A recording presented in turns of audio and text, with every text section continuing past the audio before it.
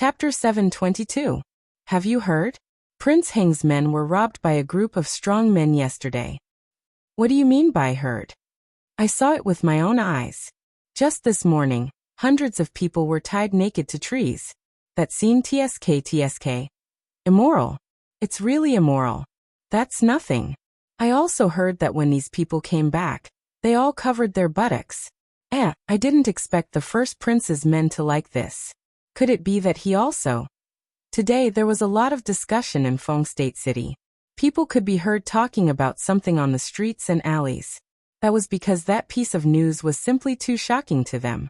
Early in the morning, a woodcutter had just walked into the forest when he saw 100 people being stripped naked and tied to a tree.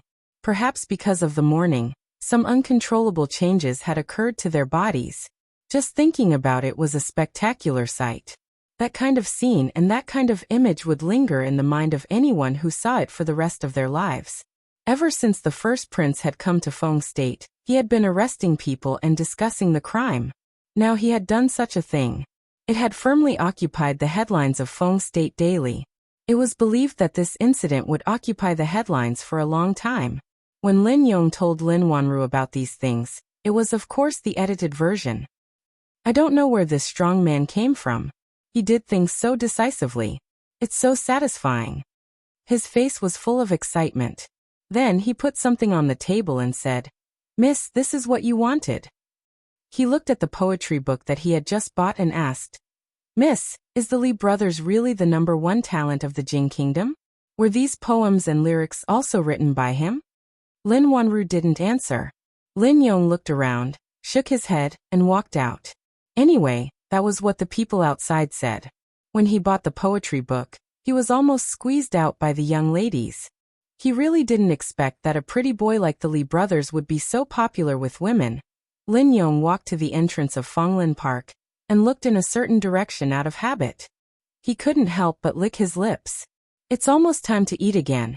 At this time, in a county town located at the border of the Qi Kingdom's Qing province, a group of over 100 caravans had stopped.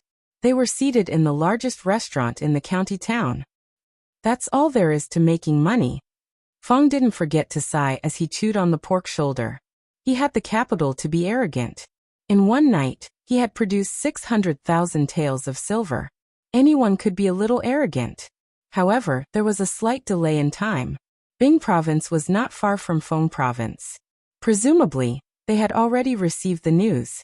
With more than 100 people and so many carriages and goods, it was destined that they would not be able to travel very quickly. The original plan might have to be slightly altered. Yang Liuqing took out a map and spread it on the table.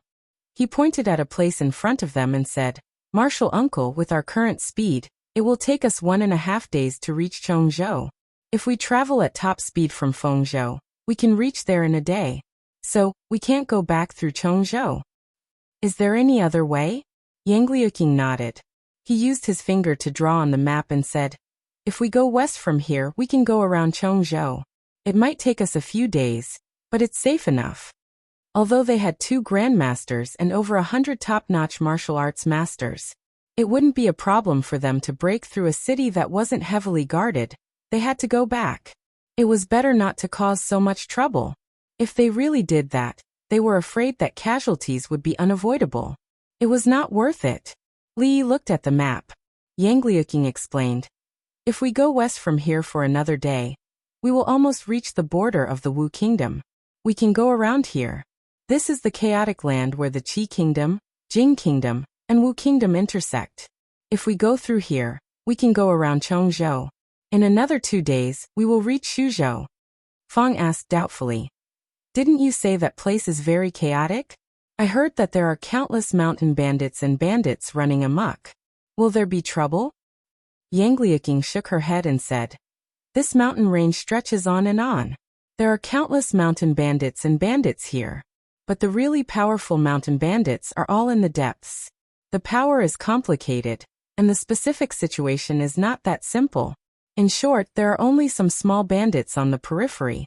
There are no more than dozens of people, so there's nothing to be afraid of." Li looked at her in surprise and asked, "You are very familiar with this place?"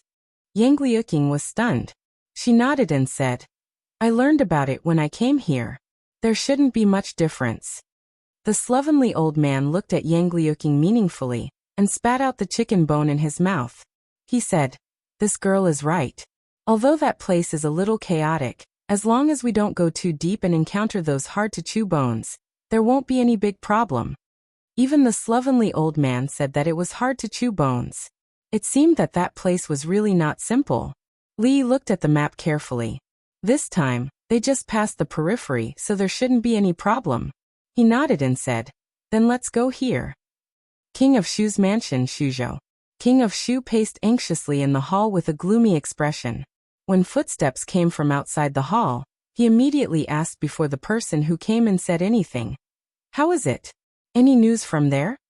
The person bowed and said, Your Highness, I have confirmed it from the people of the Secret Intelligence Office. They did find County Marquis Li in the Qi Kingdom, and will come back soon. Bang! Sure enough, he is in the Qi Kingdom. King of Shu punched the table and squeezed out a few words through his teeth. These days, he had almost mobilized all the government offices in Shuzhou, and even sent out the guards of the king's mansion.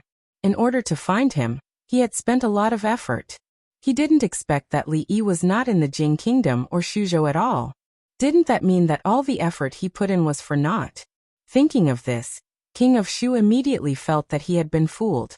One person thought for a moment and said tentatively, Your Highness, they will return to Shuzhou eventually. Why don't we?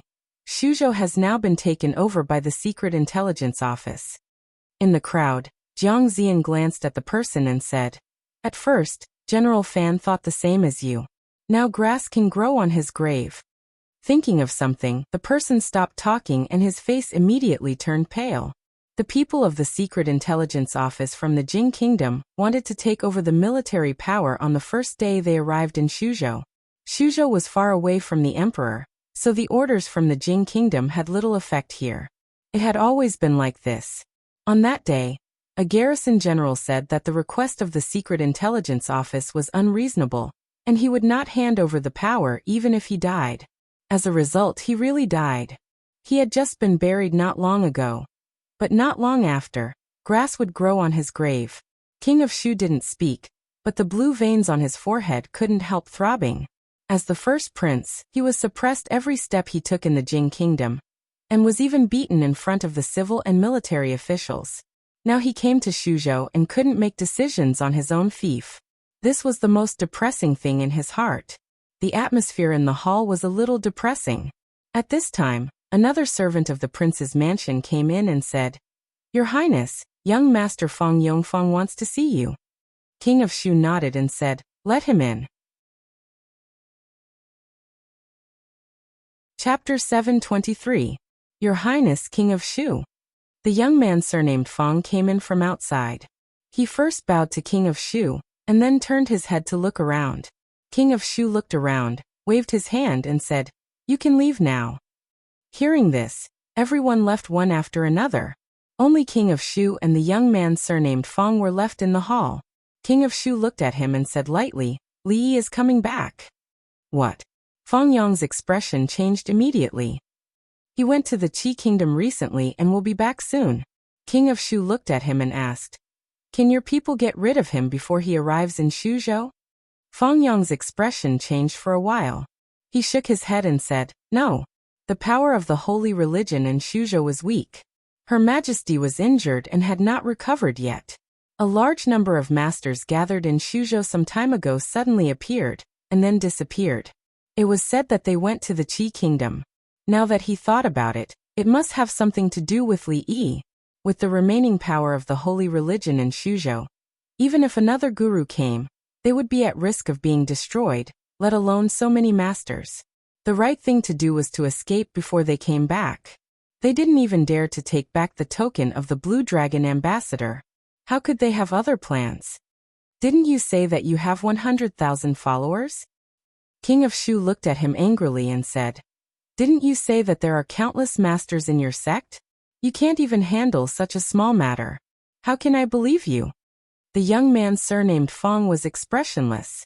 He lowered his head and said nothing. Hearing the voice of King of Shu coming from inside, full of anger and mania. The two guards at the door looked at each other and immediately became very cautious. At this time, His Highness could not be provoked. He would even severely punish them for not standing properly. This was not the first time such a thing had happened. Fortunately, it didn't take long before young Master Fong, who often came to the king's mansion, came out. He didn't look very good, and there was no sound in the hall. The two of them heaved a long sigh of relief because they didn't suffer any punishment because of their posture. Young Master Fong was in trouble. From the looks of it, he must have been scolded badly by the king of Shu. The two of them wiped the cold sweat off their foreheads. When they put down their hands, a voice came from the side. Who allowed you to wipe your sweat? The king of Shu looked at the two of them with cold eyes and said, Each of you, go down and receive 50 strokes of the cane. The two of them looked at each other and tightened their grip on the sabers at their waists. In the end, they loosened their grip. At the same time, the youth surnamed Fong walked out of the king of Shu's residence. Two blue-robed men came forward and respectfully said, Protector. The youth with the surname Fong turned around and looked at the gate of the king of Shu's residence. He said coldly, We'll do it tonight. Son-in-law, shall we make our move? Fong rubbed his hands together and looked excitedly at a group of dozens of people with red scarves covering their heads. He turned around and asked Li Yi. Li Yi could finally confirm that Fong really had the genes of a bandit. They had already destroyed 3 bandit dens along the way, and after a while, the number would increase to 4. There was indeed a reason why this place was known as the Land of Chaos. Ever since they entered the mountains, they had encountered 3 groups of bandits with more than a dozen people. The last group even had more than 100 people. Such a group of bandits would be considered a small force in other places. However, in this place, they could only stay in the periphery. Usually they would go down the mountain to rob livestock and food. Occasionally, small caravans would pass by and they would be fat sheep. If they ventured deeper into the mountains, they would either be annexed by other large bandit groups or lose their lives in the process of fighting for territory. In the beginning, Fong was still worried that there would be trouble bringing so many gold and silver goods through a place where bandits ran rampant. After encountering it twice, he gradually began to realize that being a bandit was his original profession. The group had already been moving for 2 days. Not only did the goods not decrease, they even increased. The 3 waves of mountain bandits were all suppressed by the group, and their dens were raided. Unfortunately, the mountain bandits' nests weren't rich at all. Old Fong and the others only took the items that caught their eye and left the rest of the scrap metal untouched. A group of dozens of people like the one in front of them could be wiped out with just a few people. After a while, Fong came over with a smile and said, Young master, after we arrive in Shuzhou, do you want to put the goods down first and come again? This guy was really addicted to being a bandit. He had been in a state of excitement for the past 2 days. If he called the people from Willow Leaf Village, would they sweep all the nearby mountains? Except for the 2 gurus, the rest of the 100 or so people were the best of the best. If these people really followed him and became bandits, perhaps his original dream would come true. Li now wanted to grow wings and fly back. He didn't have the time to do this. He glared at him and said, Hurry up. It's getting dark. Let's find a place to rest first, and ask those bandits where their dens are. Fong responded and walked over. He slapped the head of the bandit and said, You're still wearing a red headscarf. You're a disgrace to us bandits. Tell me, where is your stronghold? The bandit leader asked in a trembling voice. You are also bandits. Fong slapped his head again and said, Don't talk so much nonsense. Lead the way. The bandit leader looked around. There were many people as strong as this strong man. One person could beat more than 10 of them. He couldn't help but sigh in his heart. They were all bandits, but why was the gap between them so big? Fong slapped him again and said, You're still looking. It's just ahead. All the bandits sighed and felt sad. They were all bandits.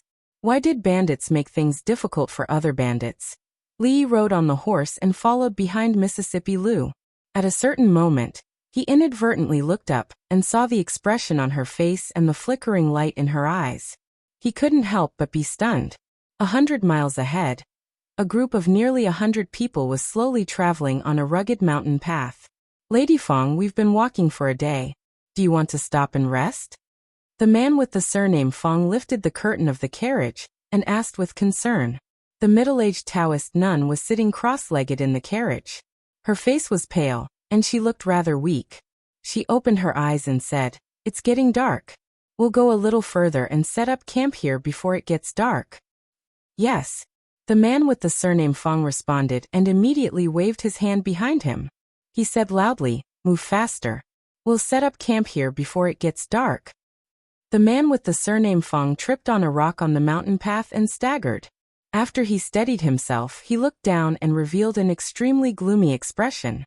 If it weren't for the fact that they were worried about running into Li Yi while traveling through Chong province, they wouldn't be able to fight against those martial arts experts with their current manpower. Why would they take this path? At this moment, his heart was undoubtedly filled with deep resentment towards that detestable name. What he couldn't get over was that this person was clearly a great enemy of the holy religion. Yet, the Lady Fong had given him the token of the Blue Dragon envoy. He was afraid that there would be no small amount of trouble in the future. Thinking of this, he raised his head and glanced at the carriage in front of him. A look of dissatisfaction appeared on his face. Chapter 724. Fong Province, which had been shrouded in darkness for a long time, finally saw the light of dawn today. The reason was that the eldest prince and a group of supervising censors would leave Fong Province today. The actions of these people in Fong Province had a great impact on the people of Fong Province. Even a 3-year-old child knew that the first prince was not a good person. The words supervising censor were enough to stop children from crying at night. Of course, these people, including the eldest prince, had now become a joke in Fong Province. 100 personal guards made a fool of themselves in front of so many people. Early that morning, another censor with the surname Yang was sent back from Bing Province. He had been kidnapped by a group of robbers. Perhaps they were worried that the officials of the capital would be involved and the matter would be blown out of proportion, so they didn't make things difficult for him. Some insiders said that when the censor was sent back, other than becoming a bit deranged, there was nothing wrong with him.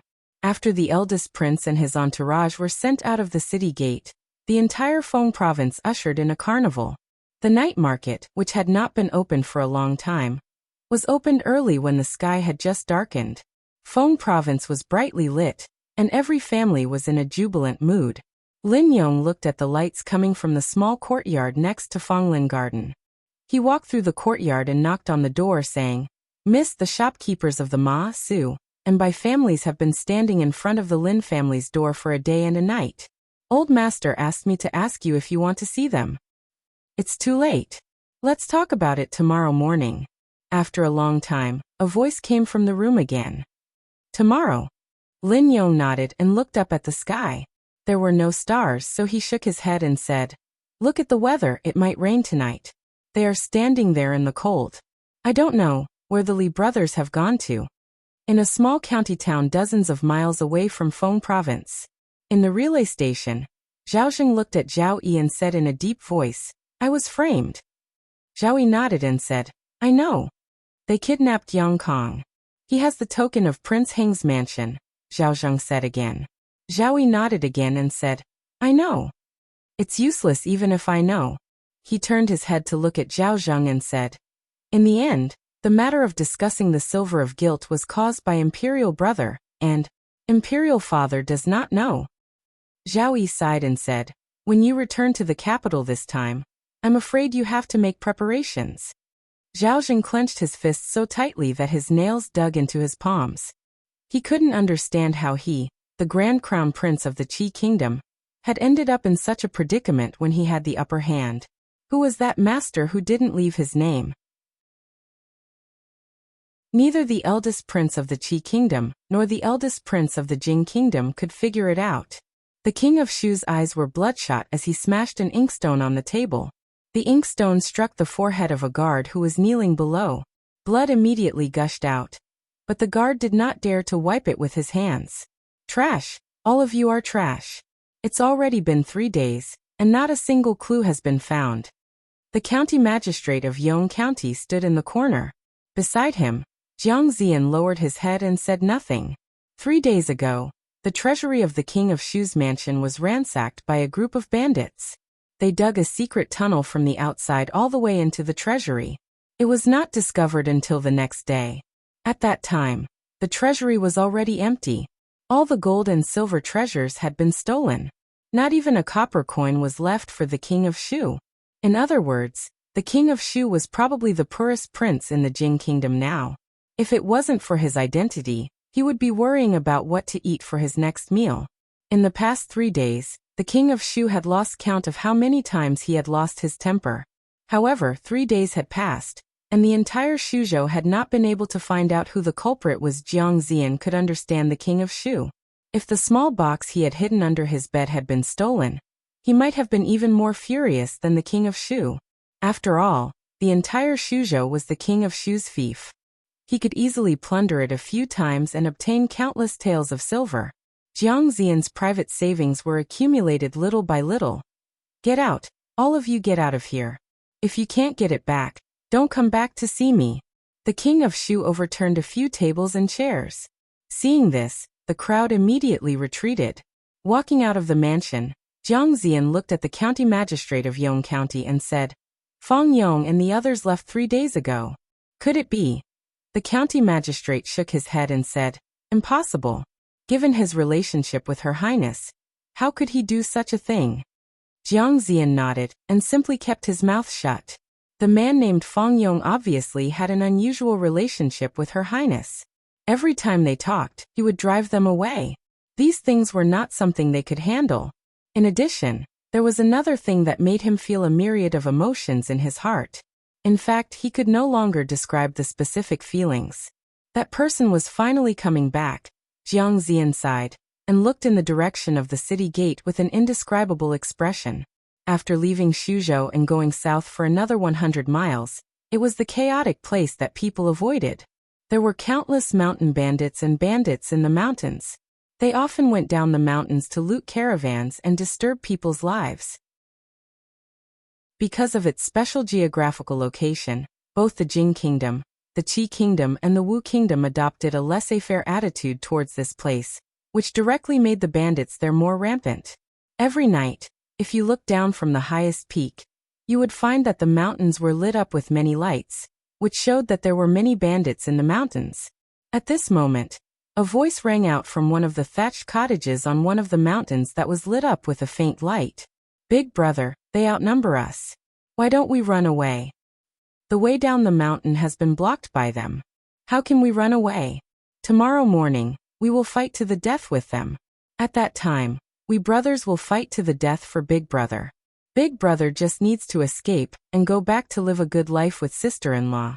Big Brother, please take care of our family. What are you talking about? I brought you out. How can I run away alone? Inside the thatched cottage, the candlelight was weak and swaying, but the inside of the cottage was not dark. Perhaps it was because there was a shiny bald head that reflected the light in all directions. Several bandits stepped forward and tried to persuade him. Big brother, all of you, stop talking. The bald bandit waved his hand and said, Since you've embarked on this path, this day will come sooner or later. Tomorrow, find an opportunity and run away if you can. Staying alive is more important than anything else. He looked at the endless swaying shadows of trees outside the window and sighed in his heart. He had thought that with his hot blood, he and his brothers could make a name for themselves here. He didn't expect that after only 2 months, they would be forced into a dead end. In this place where the strong preyed on the weak would either die or be swallowed up by the stronger ones. 2 months ago, they had just dispersed a small bandit group here, but they didn't expect that 2 months later, they would make a comeback, and there were already dozens of them. The few of them would never be able to defeat them. Now that their only escape route down the mountain had been blocked, it was impossible to escape. They could only fight with all their might. The bald bandit collected his thoughts and turned to look at the crowd. He said, If anyone escapes tomorrow, remember to help me pass a message to my tigress. Bang. As soon as he finished speaking, the door to the thatched cottage was kicked open. A figure that was as sturdy as the bald bandit blocked the door. A middle-aged woman dressed in coarse clothes stood there, looking at him and saying coldly, "If you have anything to say it to me personally now." The woman's appearance was ordinary, but her figure was extremely sturdy.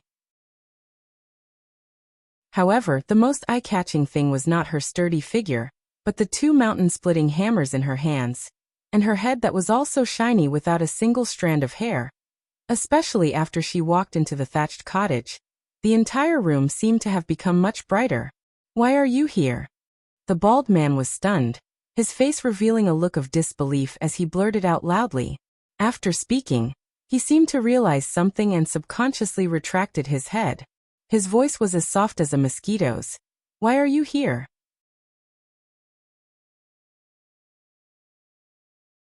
Chapter 725. The so-called mountain bandits were so weak that it was disappointing. Along the way, they had destroyed many of the bandits' nests, but there was not a single casualty. Not to mention death, there was not even a single injury. If it wasn't for the fact that he wanted to go back, he really wanted to stay here for 10 days or half a month and sweep through the surroundings. It was a virtue to pluck feathers when a goose passed. No matter how small a mosquito was, it was still meat. In any case, he had encountered nothing good. He would just treat it as getting rid of evil for the people. Fong revealed a look of anticipation and said, "Young master, why don't you think about it again? We've already come this far. It would be a pity if we don't do something big." Li looked at him and said, "Why don't we go back and leave some people here for you?" "No, of course I want to go back with you." Fong shook his head. It was fine for him to stay here for a few more days, but he couldn't stand to stay here for a long time. "I'm going to the front to relieve myself." He turned over and got off the horse. When he walked forward, someone followed him. "Brother Fong, I'll go with you." Li Yi turned around and asked Yang Liuqing, "How long until we get to Suzhou?" Yang Liuqing replied, 2 more days. Li Yi calculated. From Suzhou to the capital, if they traveled day and night like before, and went by the nearest waterway, it would take about a month. It would be a little slower to go back, but it would take about a month and a half to get there. This time, he didn't leave home for a long time, less than 4 months, but it happened to be at a time when he shouldn't have left. But fortunately, everything was still in time. Not far behind Li Yi, the sloppy old man threw a candy into his mouth, shook the reins, and took 2 steps forward. He looked at Yang Liuqing and asked, "How is that old guy Yang Wanli? He's not dead yet, right?" Yang Liuqing glanced at him and said lightly, "I don't know what you're talking about, and I don't know any Yang Wanli." This old man still recognizes Cloud Piercer. Back then, Yang Wanli used this move to fight me to a draw. But that was a matter of decades ago. You weren't even born yet. The sloppy old man smacked his lips and said, "For the sake of martial arts, that old guy even gave up the throne. He definitely wouldn't teach this move to an outsider. Could it be that you're his daughter?" After saying this, he shook his head and denied, "That's also impossible. That old guy can't find a woman. He only likes swords and no woman would like him. Could it be that you're his disciple? And I've never heard of him accepting a disciple." Yang Liuqing glanced at him and asked, "Dare I ask if Senior has a family?" The sloppy old man's expression froze. He looked at her and said with dissatisfaction, "Little girl, what do you mean by that? This old man is different from that old guy. This old man didn't have a family, because this old man doesn't want to have one. Back then, this old man was also handsome and elegant. If you don't believe me, you can go back and ask that old guy Yang Wanli." Yang Liuqing glanced at him and didn't say anything. The sloppy old man's expression froze again. "What kind of attitude is that? Don't go, stop for this old man. Run, I want to see where else you can run to." A man with a black cloth covering his eyes and a scar on his face looked at the people in front of him. He waved his hand and said, "Capture them for me. Capture them alive. I want to properly torture this baldy." Behind the knife-scarred man, dozens of figures slowly approached the front. "Big brother." On the other side, seeing those people approaching, someone said in a low voice. The bald man said in a low voice, "We can only fight. Remember, staying alive is more important. Don't worry about me. If there's a chance, run." With that, he gripped the long sword in his hand tightly and took the lead to charge. The two bandits at the very front were first cut down by him. At the same time, two sharp lights went straight for his chest. Bang! Bang! After two muffled sounds, the two bandits were sent flying back. The bald woman held two giant hammers in her hands and stood beside the bald man. She said coldly, "If you want to touch my man, you have to ask the hammers in my hands first." The 10 or so bandits who were about to charge forward couldn't help but take 2 steps back. They watched as their 2 companions at their feet held their chests and vomited blood. They were actually frightened by the valiant bald woman. The scarred man rode on his horse and said angrily, "What are you still standing there for? Go. You people are afraid of a woman. All of you, go and capture them alive. We'll hold a banquet to celebrate tonight." The bandits received the order and suppressed the shock in their hearts. They raised the weapons in their hands and charged forward. "Kill. Come on. So what if you have more people? I'm not afraid." Although there were less than 10 people on the bald man's side, their momentum was not inferior in the slightest, and they fearlessly faced the enemy head-on. The bald man obviously had some skills. Ordinary bandits would be cut down by him in a single exchange. The valiant woman was even more powerful. The 2 giant hammers in her hands were extremely agile. If one was hit head-on, he would immediately be unable to get up. Even a graze would be extremely painful. "Surround them. Surround those 2 baldies," the scarred man commanded from his horse. Immediately, 2 groups of about a dozen bandits gathered together and surrounded the 2 of them. The rest of the bandits went to surround the others. 2 fists were no match for 4 hands. Although the bald man and his wife were slightly better, they could only protect themselves when surrounded by enemies several times their strength. It was difficult for them to break through. Seeing that his brothers had been subdued, the bald man was so angry that his eyes almost popped out of their sockets. When he tried to charge out with all his strength, a knife struck his leg, and he immediately knelt on the ground. "My husband!" The valiant woman shouted and waved her hammers to force the crowd away. She guarded him by her side and gripped her hammers tightly. Her eyes coldly stared at the surroundings. The scarred man dismounted from his horse and came to the bald man's brothers who had been tied up. He waved his knife and said, "If you swing your hammers again, I will cut them once. I wonder how long these people can last." The valiant woman's expression finally changed. She looked down at the bald man and threw the 2 hammers to the ground. When the surrounding bandits saw this, they immediately put their weapons against his neck. The bald man lowered his head and said in a low voice, "I'm sorry. I've implicated you." The valiant woman glared at him and said, "We're going to die. What's the point of saying this now?" Then she raised her head and looked at the scarred man. She said coldly, "If you want to kill me, then kill me. Give me a quick death. Don't talk nonsense." "Give you a quick death." The scarred man glanced at her and said, "In your dreams. Men, tie them up for me first." 2 figures shuttled through the dense forest. A thin figure turned his head and asked, "Brother Fong, how did you train your strength? It's so scary." Fong patted him on the shoulder and said, "You'd better not think about it. With your body, you can't take it." Now that he thought of the days when he pushed the merry-go-round, he still felt his legs tremble. The young man looked at him and said with a smile, "Tell me. I was born with it. It's useless for you to train." Fong shook his head and said, "However, if you want to train harder, it's not impossible. When we go back this time, the amusement park and the brothel will be built soon. You can report to me then." The young man hurriedly nodded and said, "Thank you, Brother Fong." Fong nodded and said, "Let's go to the front. I'm about to suffocate." The 2 of them passed through a thicket and stood on a low slope. They untied their pants and closed their eyes. Soon, the sound of water could be heard from below. When they were done and opened their eyes, they couldn't help but be stunned. Just below the low slope, several figures were tightly tied up. They were kneeling on the ground and looking at them in a daze. Looking down, there were dozens of figures in front of them. Each of them looked fierce. It was obvious that they were bandits in the mountain. Fong's body couldn't help but tremble. He pulled up his pants and looked down. "I'm just peeing. You guys continue." The scarred man wiped the water off his face and gritted his teeth. "Catch them and cut them off." Chapter 726. Cut. Fong looked down, then looked at the scarred man and said, "That's a bit too much." The scarred man suppressed his disgust and wiped his face with his sleeves, saying in a low voice, "They should be their accomplices. Capture them first." As soon as he finished speaking, the dozen or so bandits had already climbed up the slope.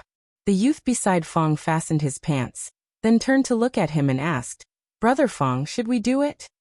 Fong looked around and nodded, "Let's do it." As soon as he finished speaking, the dozen or so bandits flew down the slope.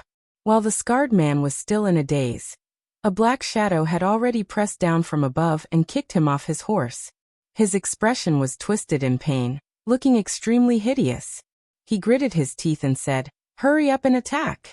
Without needing his order, the other bandits had no choice but to attack. That was because the tall and short, one muscular and one skinny man, had already come down the slope and were charging at the bandits. Although the skinny youth was thin and small, his leg skills were truly impressive. The bald man and the others were kneeling on the ground and couldn't see him move at all. It was also because he hadn't made a move at all. Just the indistinct leg shadows were enough to dazzle the eyes. The bandits that approached him all fell to the ground with footprints on their bodies. As for the burly man, he and the others looked in a certain direction. Even in a situation where he was tied up, he still revealed an extremely shocked expression. The burly man didn't have any weapons. He only relied on his iron fists and body. No matter how dense the sword shadows were, they couldn't touch him at all. It was hard to imagine that such a large person could be so nimble. And the bandits that came into contact with his fists all fell to the ground without exception. Just now, he had even used his body to send 3 bandits flying several meters away. This wasn't a human, he was clearly a ferocious beast. The skinny youth kicked another person and couldn't help but praise, "Brother Fong, you're amazing." Fong looked at him and said casually, "Kid, you're not bad either. You purposely didn't want to be on the heaven roll, right?" The skinny youth smiled and said, "The heaven roll is just a target. Even if I go up, I'll still be behind. It's better to be safe." The bald woman stared blankly at the two who were like tigers in a flock of sheep. She turned her head and asked, "Where did you recruit these people from?" The bald man was stunned and murmured, I don't know." The scarred man sat on the ground, his eyes wide open. In just a short while, only a dozen or so of his subordinates were still standing. From the looks of it, the remaining people wouldn't be able to hold on for much longer. Who the hell were these two fellows? His face revealed a look of horror. He looked left and right, and his eyes stopped on the bald man. "Stop." Old Fong and the skinny young man were fighting with all their might when a voice suddenly rang in their ears. Turning his head, he saw the scar-faced man place his knife on the neck of the bald man kneeling on the ground. He shouted, "You two stop right now. If you don't stop, I'll..." Fong looked at him and asked, "What will you do?" The scar-faced man said sternly, "I will kill him." "Then go ahead and kill him." Fong kicked the last bandit to the ground and crossed his arms. "It's not like I know him." The bald man's eyes widened. The scar-faced man's angry expression froze. He swallowed and said, I really will kill. If you want to kill me, then kill me." Fong looked at him and said, "Do you think I'll be threatened by you? Even if my head falls off, I'll still be a good man in 18 years. The bald man. Seeing the monster walking toward him, the scar-faced man revealed a look of fear. He said with a trembling voice, Don't come over." Fong glanced at the thin young man. The thin young man nodded and turned into a blur. A flying rock flew through the air and knocked the knife out of the scar-faced man's hand. The knife and the rock collided, producing a crisp sound. The bald man's ears rang and cold sweat broke out on his forehead. Out of the corner of his eye, he saw that the knife was stuck in a tree. His back was drenched in cold sweat. That rock had almost brushed past his ear. If it had been just a little more, wouldn't his head have been split open? The scar-faced man's hand also split open from the recoil. He took a few steps back and actually ran without hesitation. The bald man looked left and right, a trace of relief appearing on his face. No matter who these two people were, they were finally saved today. Just as this thought appeared in his mind, he suddenly heard a cacophony of noises, and the ground beneath his feet began to tremble. The bald man turned around and saw a cloud of dust rising from the road behind him, as well as the silhouettes within it. His face paled once more. After the sound of reining in a horse, a tall and strong man looked at the scar-faced man. He frowned and said, "Scar, dozens of people can't beat these few. What do you do?" The scar-faced man was stunned for a moment before a trace of joy appeared on his face. He said loudly, "Master, we had already caught these people, but we don't know where these two troublesome people came from. That's why." The scar-faced man waved his hand and said, "That's enough. This time, there's a big caravan passing through here. This is a big fat sheep. If you alarm me, be careful of your head." The scar-faced man was stunned. He didn't know which big caravan would dare to pass through here. Wasn't it stupid? However, he quickly recovered and pointed at the two people in front of him. He said, "It's those two guys in front. Master, be careful." The thin man looked at the dense crowd in front of him and asked, "Brother Fong, are we going to do it this time?" "Do it my ass." Fong glared at him. No matter how he looked at it, there were more than 200 people in front of him. If they really did it, the two of them would die of exhaustion. He quickly tore the ropes on the people who were tied up and said, "What are you waiting for? Run." After the ropes were untied, the bald man immediately stood up. Ignoring his bleeding thigh, he cupped his fists and said, "Thank you, hero, for saving us." Fong waved his hand and looked at the opposite side. He looked back and murmured, "They should be here soon, right?" "What?" the bald man asked doubtfully. As soon as the words left his mouth, he saw a carriage coming from the end of the road in front of him. Then, 2 carriages, 3 carriages, when more than 10 carriages, which were obviously loaded with goods, came from the front. The bald man was stunned on the spot. He finally understood why the notorious Jinshan tiger of this generation would come out personally. This caravan is really stupid. How stupid must they be to pass through the fringe so openly? "Brothers, the fat sheep is here." The strong-looking man rode on his horse with an excited look on his face. He said loudly, "After this, it will be enough for us to enjoy ourselves for a while. Keep your spirits up." Fong looked at the opposite side and clenched his fists. He turned back and said in a loud voice, "Move faster, it's time to work." As soon as the man's voice faded, many figures came out from the caravan. They were armed with all kinds of weapons and walked towards them with ease. The bald man felt his mind go blank. Have these people gone mad? Or has the world changed? Since when did fat sheep dare to attack mountain bandits? Aren't they rushing to their deaths? Who do they think they are? Do they think they are as powerful as these two? When the strong-looking man saw this, he smiled instead of getting angry.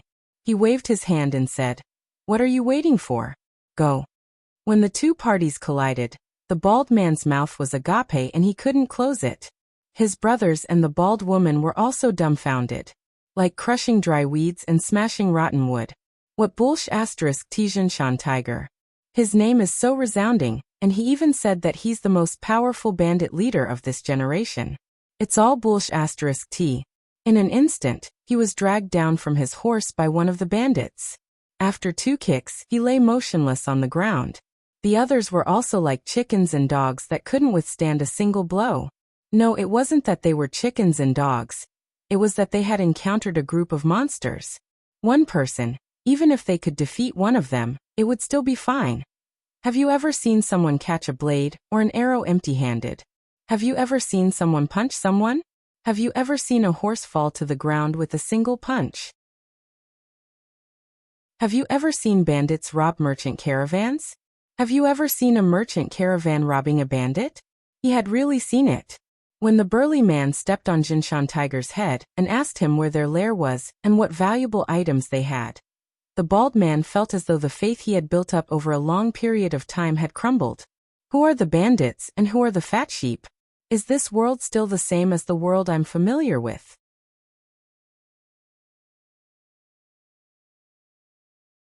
Chapter 727. Robbing was something that could be left to others. If a grandmaster were to do it himself, it would seem rather degrading. The sloppy old man would at most stand at the side and watch from afar when they attacked. However, although these people looked average to him, There was no need to watch from the side when dealing with a few bandits. Therefore, the sloppy old man would always watch from the side. This time, he only glanced at them as usual. When he looked in a certain direction, his gaze paused for a moment. Then he walked over and asked in surprise, "Why is it you again?" Senior. The bald bandit also recognized the senior whom he had met a few times. A hint of surprise flashed across his face, and he immediately bowed and spoke respectfully. The sloppy old man looked him up and down. Seeing his disheveled appearance, he said, "Why are you in such a sorry state again?" The bald bandit lowered his head awkwardly. After being hit 3 times in a row, no matter how thick-skinned he could not maintain his composure. The bald woman raised her eyebrows and looked at the sloppy old man. She said angrily, "Who are you? My man, I need you to tell me." "Shut up." The bald bandit knew how terrifying this old man was. After glaring at her, he hurriedly turned to look at the sloppy old man and said with a smile, "My lowly wife has not seen the world," and spoke arrogantly. "Senior, please don't blame her, don't blame her." Seeing this, the few people behind the bald bandit widened their eyes. "Lowly? Who are you calling lowly? I haven't seen you for a few days and you've grown up." The bald woman pulled his ear and said fiercely, "Get over here." Seeing their big brother being dragged to the side, the bandits all had expressions of schadenfreude on their faces. Having escaped from death, their hearts that were hanging in suspense were finally at ease. Lee and Mississippi Lou walked over and looked at them. He said in surprise, "Why are you guys again?" The bandits looked awkward. Lee looked at the sloppy old man and asked, "Sue knows them too?" The sloppy old man nodded and said with a chuckle, "That little baldy is an interesting person." Lee looked at them and asked, "Tell me, why are you guys here?" Looking at the 3 people opposite them, the awkwardness on their faces deepened. After being a bandit for so long, he really didn't have the face to say it again. The other side. The bald woman let go of the bald man's ear and asked, "What's going on?" The bald man shook his head and said, "It's nothing. I've only met them twice before." The bald woman nodded and squatted down. She looked at his wound and asked, "Is your injury okay?" "Skin injury." The bald man shook his head and suddenly said, "Let's go back and live a good life from now on. We won't be bandits anymore." "Umph." The woman coldly snorted and said, "You don't want to inherit your father's dying wish? Are you satisfied if you don't make a name for yourself? Aren't you afraid that I'll continue beating you up when we get back?" The bald bandit rubbed his bald head and smiled awkwardly. "Living a good life is better than hanging my head on a belt. If you want to hit me, then hit me. But can you bear to hit me? Dead man." The bald woman glared at him and said, "Heal your wounds first. We'll talk about the future in the future." The bald man smiled foolishly. Lee didn't expect the bald bandit's road to be so tortuous. Nothing could happen more than 3 times, but he had been defeated 3 times in a row. His perseverance alone was enough to move people. It would be a waste of talent if such a person didn't become a bandit. Especially this kind of person who had principles, a bottom line, perseverance, and was willing to work hard. There weren't many of them. The Fringe was a place that he had set his sights on for a long time. But because of the long distance and his lack of understanding of the place, he didn't take any substantial action. This time he just happened to pass by. Just as Fong said, it wasn't easy to come here. If he didn't do something, it would be a waste of an opportunity. This place was a treasure trove waiting to be mined. Seeing that the bandits were all wounded, Lee beckoned to Fong and said, "Call a few people over and help them tend to their wounds." Then he saw the bald man limping over with a wound on his thigh that was still bleeding. Lee pointed at him and said, "Your wound needs to be tended to too." "No need." The bald man shook his head. Before he could say the word "no need," the bald woman pinched him hard on his waist. Not long after, the bald man saw that someone was sewing his thigh with a needle and thread. He asked in surprise, "Why does this thing look like it's sewing a pocket? Will it work?" The bald woman behind him smacked his head and said, "Shut up. You talk too much. It'll heal faster if you stitch it up." Lee was a little surprised. Although this bald man was unlucky, he was a real man. He didn't make a sound while stitching up his wound, and even looked at it curiously. Li didn't know if he was really good at enduring or just stupid. Li looked at him and asked, "You haven't given up after so many times. Do you really like being a bandit?" The bald man raised his head and waved his hand. "I quit. I wanted to be a bandit before, but I didn't know what it was like to be a bandit. Now it seems that I'd rather go back and live my life. It's better than being hacked to death." He really understood now. It wasn't just a caravan. Any random robber on the road could wipe them out. What was the point of being a bandit? His future was bleak. Li was stunned for a moment. He looked at the bald man and said, "Young people should have dreams. Don't give up just because of a little setback. Nothing can be done in one go. Only by enduring hardship can you achieve success." The bald bandit sighed. "Sigh, I'm not young anymore. Middle-aged people should also struggle. As long as life is alive, the battle will not stop. One couldn't only care about oneself. One had to persuade others to do good." Li looked at the bald bandit and asked, "Touch your conscience. Do you really want to give up?" The bald man showed a hint of hesitation. After a moment he sighed and said, "We've all lived a hard life. I don't want to rob those poor people. As for the caravan..." The bald man turned his head to look at the person lying on the ground not far away. He didn't say anything. What he wanted to say was that a caravan with brains wouldn't take this path. They needed to go down the mountain and rob further away. They also needed to steal business from other bandits. Brainless caravans. They couldn't compete with brainless caravans. Robbing the poor and robbing caravans is the lowest level of bandits. Li patted his shoulder and said, "Robbing bandits is the king of bandits." "Robbing bandits?" The bald man looked at him with a dazed expression. Crash! Fong walked over with large strides and threw a large bag on the ground. He said, "Young master, these were found on the bodies of those bandits. I heard from them that there are even more good things in their stronghold. I've already sent people over." The bald man looked over and saw that the bag was filled with gold and silver. There was quite a lot of them. He was stunned once again. He thought about the scholar's words again. Gradually, a look of understanding appeared on his face. He licked his lips and a strange light shone from his eyes.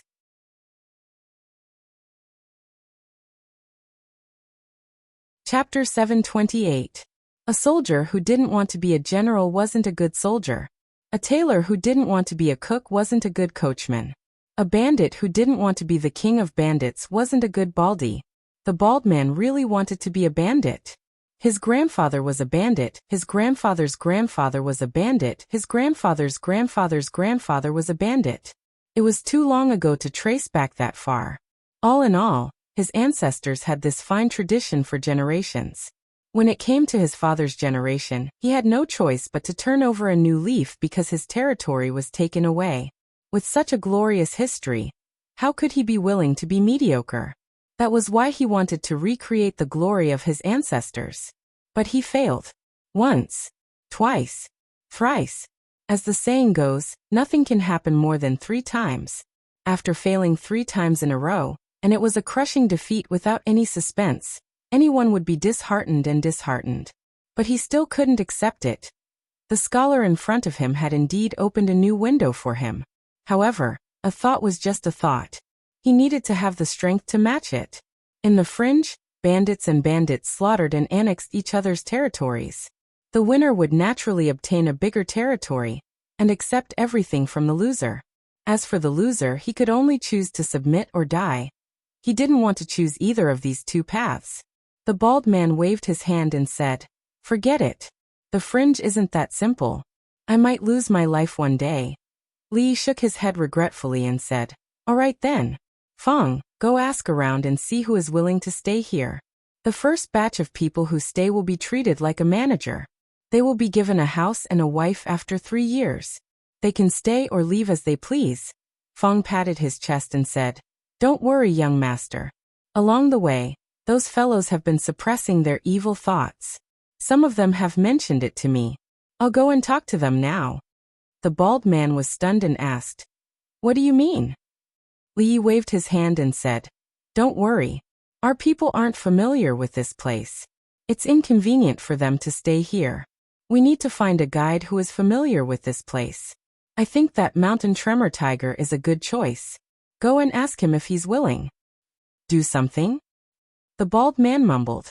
After thinking for a while, he immediately understood what Lin Sheng meant by do something. They were going to do something big. These people were all like monsters. The mountain-shaking tiger was powerful enough and could be considered the largest bandit force in this area, but the other party only sent a dozen people to easily annihilate them. If he really had the help of these people, then whatever tiger of the mountain or soaring dragon of the heavens, they would all be **T. If he was a tiger, he had better lie low. If he was a dragon, he had better coil up. When the time came, he would take over their territory, manpower, and influence. Oh my God! The light that had been extinguished in the bald man's eyes finally reignited. He looked at Li Yi with bright eyes and asked seriously, Mountain Shaking Tiger is a two-faced man. He's not a good guy. I'm also very familiar with this place. What do you think of me? Let me think about it. Li Yi looked at him, thought for a moment, and said, I don't think Mountain Shaking Tiger is that kind of person. I have to talk to you about this. The bald man moved a stone and sat opposite him. He shook his head and said, This Mountain Shaking Tiger was not a good guy before he became a bandit. He killed someone and was forced by the government, so he escaped here. He first joined a stockade, then poisoned the stockade chief and sat on the throne himself. Then, after a while, Fong came over and said, Young master, there are a total of 27 people who are willing to stay. This number surprised Li Yi quite a bit. The capital was so prosperous and lively, and they had everything they wanted. There was no lack of leisure and entertainment. Yet, there were still so many people willing to stay in such a desolate place. What was wrong with them? What kind of people did Mississippi Lu recruit? When he saw what Mississippi Lu said to those people over there, Li Yi understood that it was not what kind of people Mississippi Lu recruited, but what kind of leader they recognized, according to the bald macho man. The mountain-shaking tiger was really a bastard who had ulcers on the soles of his feet and pus on the top of his head. No one knew when he would stab someone in the back. Therefore, the job of tour guide and consultant naturally fell on the bald man who was fated with him. When he was thinking about some arrangements in his heart, a cold touch suddenly came to the tip of his nose. Li Yi reached out and touched it. His fingertips were slightly wet. Looking up at the sky, Fong walked over quickly and said, Young master, look at the sky. It's going to rain. Let's go to the mountain-shaking tiger's territory to hide from the rain. We'll leave when the rain stops. Li Yi nodded. Fong walked over, waved his hand and said loudly, It's raining. Everyone, hurry up and keep up. The rain in the mountains really came without warning. As soon as they walked to the mountain-shaking tiger's place, before they had time to sit down, the heavy rain poured down. Li Yi stood at the window and looked at it. It seemed that it would not stop for a while. The rain in the mountains comes and goes quickly. The rain should stop in an hour at most. However, it's raining so heavily that it should be difficult to walk later. The bald man was always trying to show his value. At this moment, he stood at the door and showed that he knew the weather in the mountains very well. It turned out that this bald man might not be a good mountain bandit, but he was a good weather forecaster. After more than half an hour, the rain really stopped. Although the rain was not light, it did not last long. The road was only slightly muddy. Fong came over and asked, Young master, are we leaving? Li Yi waved his hand and said, Let's stay here for the night and leave tomorrow. The muddy road was only one of the reasons. Since he had decided to do something here, of course, he had to arrange the route and plan for the future. After all, he was far away in the capital. Everything here in the future still depended on them. Li Yi looked at Fong and said, Call Rui over. There were many things to plan. The first thing was how to deal with mountain-shaking tiger, and the others. These vicious bandits should either be eliminated for the sake of the people and put an end to their troubles, or they should be crippled of their martial arts and sent to build roads, bridges, and houses. As for the other small fries, they could not do the same. Of course, the road still needed to be paved. First, they should be tempered to wear down their character. Then they should be disorganized and reorganized. Those people could be trained to be the new base. Big fish preys on small fish preys on shrimps. The weak are prey to the strong. This is the law of the fringe. Today's boss might not be tomorrow's boss. Tomorrow's boss might be hacked to death in the evening. If it wasn't for the fact that they had no other choice, not many people would be willing to become bandits. Although they couldn't be completely trusted, they didn't need to be trusted to build a house, or to be a lackey who could fight wherever he wanted. Among the small leaders, he could take a White Rabbit creamy candy pill to control them. Every 3 months, he would take a hawthorn pill to detoxify the poison. After that, he could let them control their subordinates. At the very least, there was no lack of poison experts among those who roamed the Jianghu. It was not impossible to consider using their real skills. However, this kind of method was a little too lowly. If it really came to that, it would be better to let them mine and build roads. There were some more detailed things that he had to discuss with Mississippi Lou. The sky gradually darkened. The candlelight in the room flickered. A map spread on the table gradually became more and more marks. First, nibble away at the small forces. As for the new recruits, we need to train them. We need a base that is easy to defend and hard to attack. This place definitely won't do. Look here. If we go deeper, it won't be as simple as bandits. Let's avoid them for now. From here, and here. The whispers in the room continued until late at night. Lee put down his pen. Mississippi Lou walked to his bed and crawled into his newly made quilt. Sleep early. Lee nodded habitually. After a moment of daze, he suddenly realized that he was no longer in Feng Province. She was now sleeping on his bedding. Lee stood by the table and began to think. Where should he sleep tonight? The map on the table was still spread out. It was filled with marks like O or X. The bulging marks were mountains, the thicker lines were rivers, and the thinner lines were roads. At this time, on a muddy mountain road, a group of more than 100 people was advancing with difficulty. Splash! The young man stepped into the quagmire, and his face darkened once more. He looked down at the raging river below and could not help but curse angrily. Damn rain, damn Lee.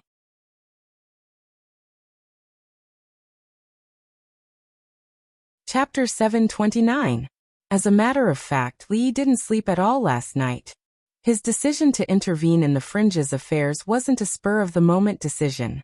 This idea had been in his mind since a year ago, or perhaps even longer. After all, in today's society, there was no such thing as a carefree life. He no longer had 1 or 2 people standing behind him.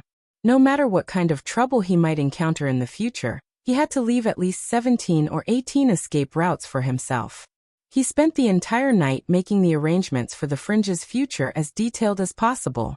Although he couldn't say that he covered every single detail, he wouldn't overlook the general direction. He also had to make arrangements for the people who would stay behind in the fringe one by one. He had to make the arrangements as detailed as possible to avoid future problems. This wasn't an easy task. It was physically and mentally taxing. When the oil lamp on the table gave its last spark and extinguished its flame, Lee raised his head and saw that the sky was almost bright. You didn't sleep at all last night? Lee turned around and saw Mississippi Lou getting off the bed and walking towards him with a coat draped over her shoulders. She still has the cheek to ask me such a question. Lee covered his mouth and yawned. A wave of fatigue washed over him. You're awake. I'm going to take a nap. He waved his hand, walked over, took off his shoes and coat, and crawled into bed. It's been a long time since I've smelled a fragrance from my bed. It's a completely different scent from Rui's. More importantly, this bed is still warm. For some reason, the term bed warming maid suddenly popped up in his mind. Then after that he lost consciousness. Mississippi Lou turned around and walked to the table. She was startled when she saw the things on the table. She heard even breathing sounds coming from the bed. She turned around and looked again. She didn't look away for a long time. Young master, are you awake? After an unknown period of time, a voice came from outside the door. She collected her thoughts and put on her clothes. After a simple wash, she opened the door. We haven't seen each other for a few months, and the son-in-law has become lazy. It's already so late, and he's still not up.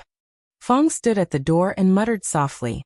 Just as he was about to turn around and leave, he heard a creaking sound behind him. Gu. Fong turned around and swallowed his words. I'm sorry, second miss, I went the wrong way. He quickly walked to the side, and after looking left and right, a puzzled look appeared on his face. That's right. Mississippi Lu walked out of the door, then turned around and said, Don't disturb him. Let him sleep a little longer. Fong looked into the room. When he saw a figure lying on the bed, his eyes immediately widened. At this moment, his heart received an unprecedented impact. He needed to think carefully about what had happened during the few months when the son-in-law and second miss were away. Young miss, son-in-law, second miss. His mind was in a mess, even more so than every time he passed by Willow Lane. The weather in the mountains was indeed unpredictable. It had rained heavily yesterday, and the dark clouds in the sky seemed to be pressing down. When Li woke up, he washed up and walked out. The warm breeze was warm, and the sun was shining brightly above his head. There was not a single cloud in the sky. The bald bandit said that there was a flash flood in a nearby stream, which was a common occurrence in the mountains. Li did not intend to delay. After 2 hours, he informed them of the strategic plans for the next 2 years and planned to set off today. When he left, he naturally left behind a sum of money. Regardless of whether it was to purchase rations or to recruit soldiers, they would need to spend a lot of money. Li had never been stingy when it came to investments with great potential. This time around, if it wasn't for the generosity of the Bing region's officials, he would have been a little short on money. When the bald bandit saw those chests, his eyes widened. After living for so long, this was the first time he had seen so much money. He subconsciously thought that they had robbed this along the way, and he no longer had any doubts about something. Robbing caravans was just a low-level bandit. Robbing bandits was the true bandit of bandits. As expected, they had really gone down the wrong path in the past. What happened next depended on them. For now, this was all the help Li could provide them. He did not know if it was because he did not make Fong stay, but Li felt that the way Fong looked at him today was very strange. His gaze was rich with emotions, which was extremely rare. However, no matter how strange it was, he did not intend to leave this fellow here. After all, no one but Fong himself could withstand the power of his wife. The bald bandit pointed to the rushing flood and said, Follow this river. If everything goes well, we can reach Shu province in 3 to 5 days. Due to the heavy rain yesterday, the trickling stream had now turned into a muddy torrent. It was quite powerful. Fortunately, mountain torrents often broke out here. The river was so wide that it couldn't reach the shore, and the water couldn't reach the mountain path on one side. Let's go. After Li cleared his throat and gave the order to set off, the creaking of the carriage came from behind. At a bend in the mountain path ahead, the man surnamed Fong's clothes were still wet and stuck to his body, making him feel especially uncomfortable. His shoes and socks were also wet, and there was even water in his boots. His eyes were bloodshot, and the depression and anger in his heart had almost reached the limit. The nearly 100 figures around him were in the same situation. Ever since they entered the mountains, they had already encountered several groups of bandits. They all treated them as caravans. Although they were all weak bandits, they still brought them a lot of trouble and completely messed up their journey. The sudden rain yesterday had caught them unprepared, and they did not even have time to set up camp. Although they had rested for a night, the mountain was wet and their clothes were still wet. In such a state, the atmosphere was extremely oppressive as they walked on the bumpy mountain path.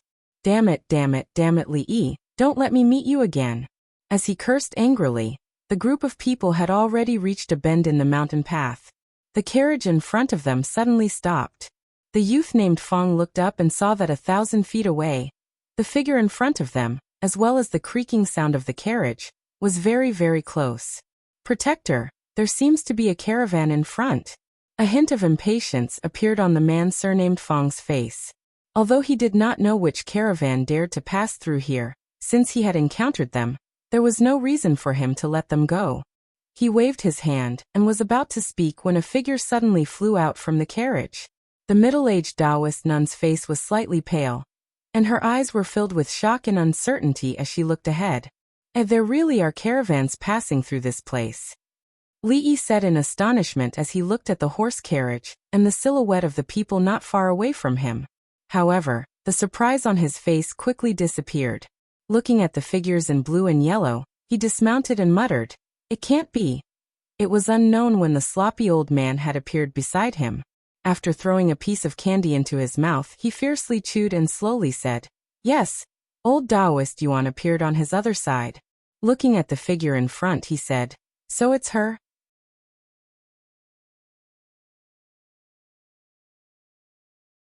Chapter 730. Good will be rewarded, evil will be punished. It's not that there will be no retribution. It's just that the time has not yet come. Good and evil will always be rewarded. The heavenly Tao reincarnates. If you don't believe it, look up. Who will the heavens spare? Li Yi had always believed in these two sentences, and he unswervingly followed them by example. He helped the elderly cross the road, picked up money and handed it to the authorities. Although he had not done any of these things, he had occasionally gone to Willow Lane to help two weak women carry water and cook. Therefore, he had always thought that his encounter with Taoist nun was a result of God's glaucoma. Now God's glaucoma had been cured. In any case, he was a transmigrator, and transmigrators were rare. Who knows, he might be used as a model by some discerning author in the future, and become the protagonist of a novel. With the protagonist's halo on his head, he would walk to the peak of his life, and in the end he would rule the world, embrace beauties and live a shameless life. As a protagonist, how could he be bullied? Li Yi now knew that the process was full of twists and turns, but the result was already set in stone.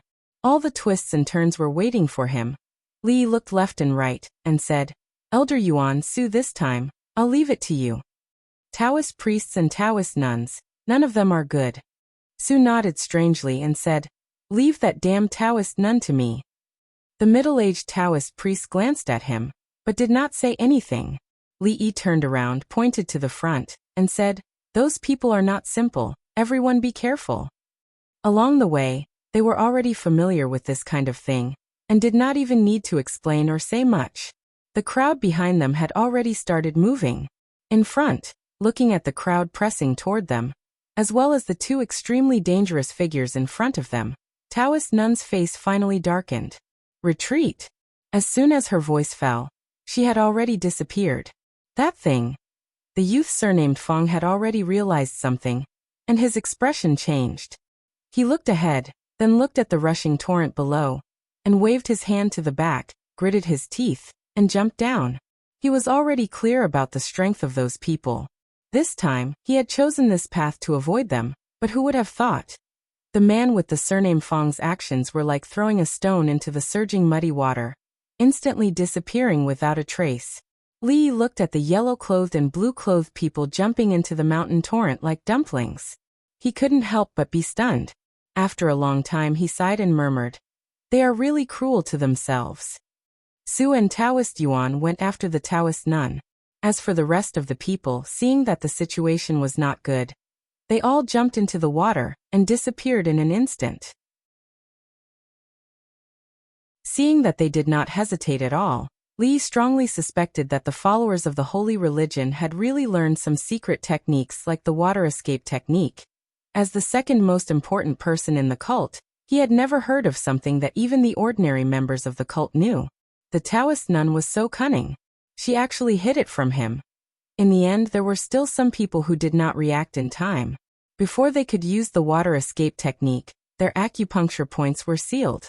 There were about a dozen people. Naturally, these people could not jump into the water. The water was vast and mighty, and it was mixed with sand and stones. Even if the top experts jumped in, their lives would be in the hands of the heavens. If they did not know the water escape technique, they could only rely on the protection of the goddess. However, their goddess probably did not have the time to protect them now, because she could not even protect herself. As Li Yi walked over, Feng ran over excitedly and said excitedly, young master, we are rich." He opened a few big boxes in a row. Even Li Yi could not help but be stunned when he saw the contents of the boxes. Gold and silver were the lowest grade here. All kinds of treasures, calligraphy, and paintings were piled up in the boxes like sundries. If they were all exchanged for silver, it would probably be an extremely terrifying number. They are actually so rich? This time Li Yi was really a little shocked. The Taoist nun's base was in the Qi kingdom. This trip back from the Jing kingdom was actually able to gather so many treasures. Just how rich was their cult's foundation? Damn it, it was really too tempting. Li Yi still felt a little pained when he left the starting capital for the bald bandit and the others. But this time, he did not dare to say that he would earn back tens of times the amount. Li Yi walked over and stopped in front of a man in yellow. He asked, "Speak, what are you doing here?" The man snorted coldly. "You betrayed the goddess. You will not have a good ending." These followers were stubborn. Li Yi had already experienced it. He did not know what method the Taoist nun had used to brainwash them so successfully. Feng picked him up with one hand and said, "Young master, wait for me for a while." Having said that, he walked towards a corner. After a while he came back and said, "Young master, I've asked him. He said that they were returning to the Qi kingdom this time. In order to avoid bumping into us, they took this path." This was fate. Everything was predestined. Although these treasures could not make up for what the Taoist nun had done to him, they could at least repay what they could. They could barely be considered compensation for the psychological damage. As for the physical body, they could talk about the physical body when there was a chance in the future. Feng hesitated for a moment and said, "Young master, there's one more thing." "What is it?" Li Yi looked at him and asked. Feng pointed at the boxes and said in a low voice. He said that these treasures were stolen from the king of Shu's treasury. This was the true meaning of fate. Li Yi was stunned for a moment. He looked at Feng in confusion and asked, "What did you say just now?" Feng was stunned. He shook his head and said, "Did I say anything just now?" "No, you really didn't." Li Yi was very pleased. After not seeing each other for a long time, Feng had finally become a little more understanding. Feng pointed at the men in yellow and asked, "Young master, what should we do with these people?" In fact, it was useless to keep these people. In the holy religion, the status and strength could be seen from the clothes they wore. The purple emissaries, blue emissaries, yellow emissaries, and then ordinary believers. The strength of these men in yellow was not high. Otherwise, they would not have been subdued without any time to react. These people were different from the mountain bandits. They were very stubborn and could not be subdued for their own use. It was better to let them invest in basic construction. Li Yi waved his hand and said, "Send them to the bald man. They know what to do." Su came back very soon. He did not look very good. The middle-aged Taoist shook his head and said, "If a guru wants to escape, it is very difficult to stop her. Coincidentally, she is very good at lightness skills, so we did not catch up with her." Li Yi shook his head, indicating that he did not care. Although he still felt a little regretful, he also knew that gurus were not that simple. He was mentally prepared and would not be too disappointed. Thinking of something, he looked at the middle-aged Taoist and asked, "Taoist Master Yuan, do you know her?" The middle-aged Taoist nodded and said, "I thought she would disappear without a trace. I did not expect that in just a short 20 years, she has grown to such an extent." "Taoist Master Yuan, is this Taoist nun related to you?" The slovenly old man glanced at him and asked with a frown, "You are so old and have one foot in the coffin. Could it be?" The middle-aged Taoist glanced at the slovenly old man and ignored him. He said slowly, "When I saw her, she was about the same age as Miss Lu. It was during the transition between the old and the new dynasties. Because the Feng family was involved in the factional struggle in the court, they were exterminated. Now that more than 20 years have passed, the hatred in her heart has not disappeared." He looked in a certain direction and sighed. "She is also a pitiful person."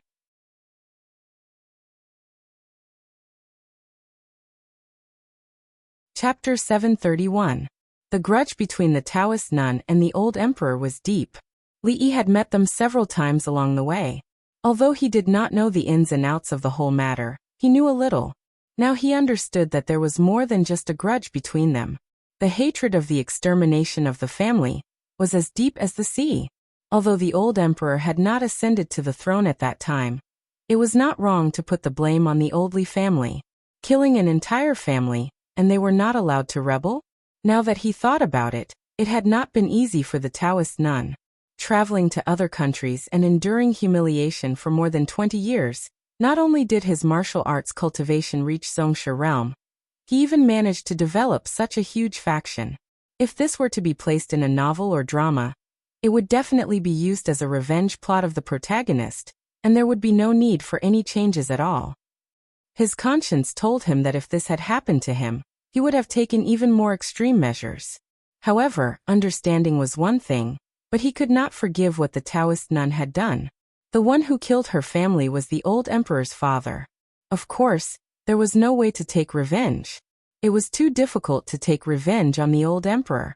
Logically speaking, the most suitable target for her to kill, torture, and tie up should be the king of Shu. What did it have to do with him? Sympathy was sympathy, but he still had to repay what he owed. Although it was a pity that he did not catch the Taoist nun, he could not force her. Li Yi waved his hand and said, "Hurry up and cover these things. Let's go quickly. We have to find a place to stay before it gets dark."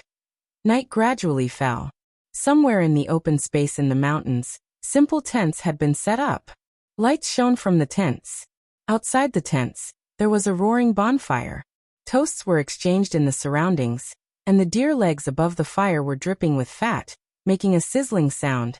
The roars of all kinds of beasts came from the mountains, but it did not affect this small carnival. Even a certain man sitting by the fire was still hesitating in his heart. How should he eat the bear that he had just hunted back? Dozens of miles away, a torrent of sand rolled away. The middle-aged Taoist nun carried a figure away from the riverbank and slowly walked deeper into the mountains. In the endless darkness, the shadows of the trees swayed like ferocious beasts choosing people to devour. There were also subtle sounds coming from it. There's actually someone. It's a Taoist nun.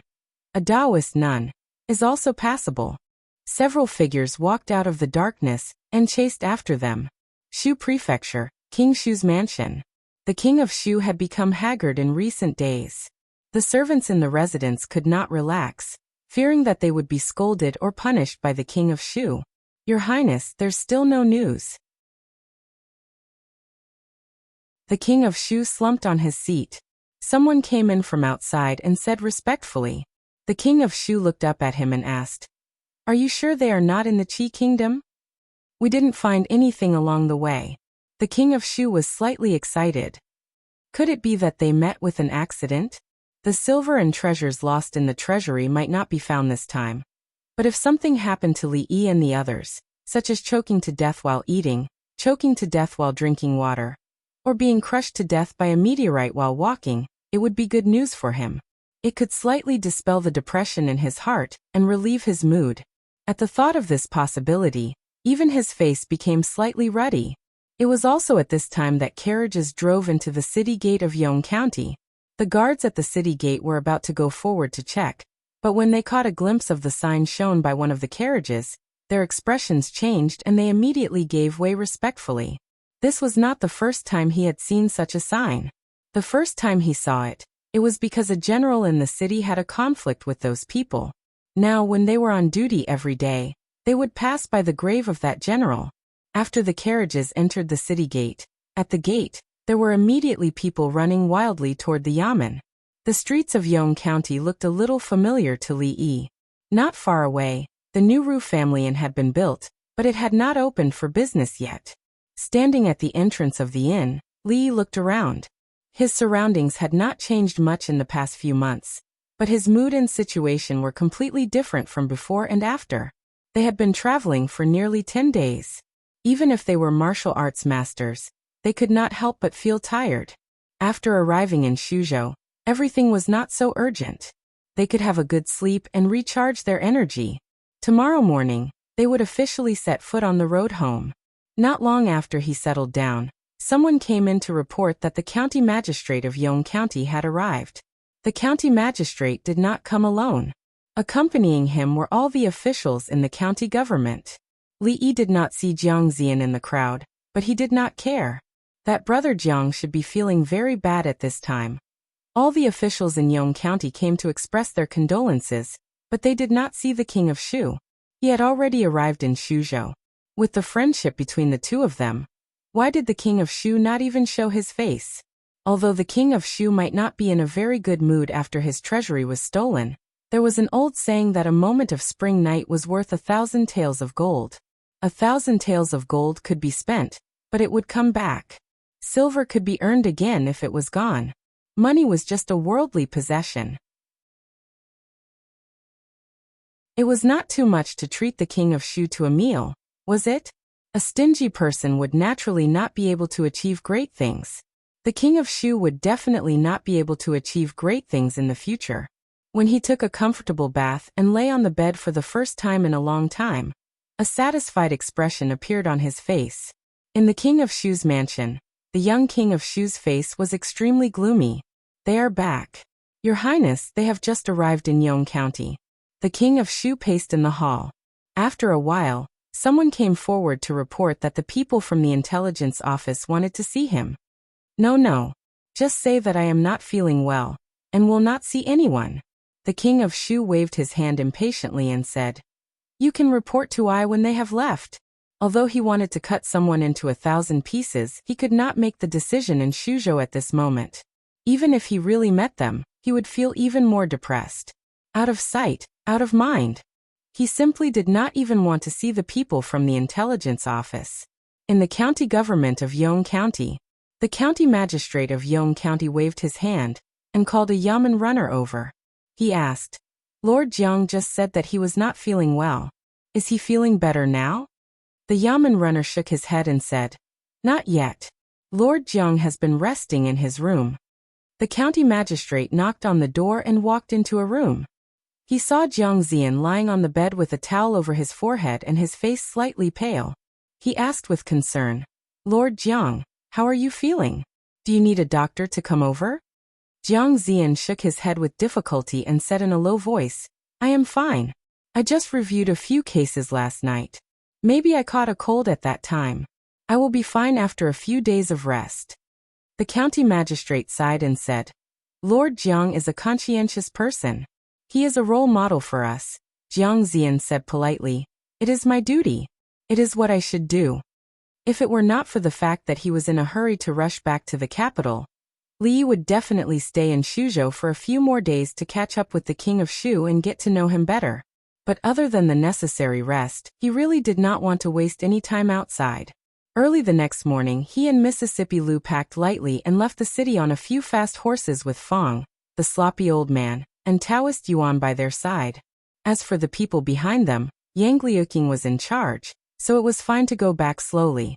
When the people of Yong County began their busy day, somewhere far away from Yong County, Li tightened the reins of his horse and whipped it again. Behind him was a trail of smoke and dust.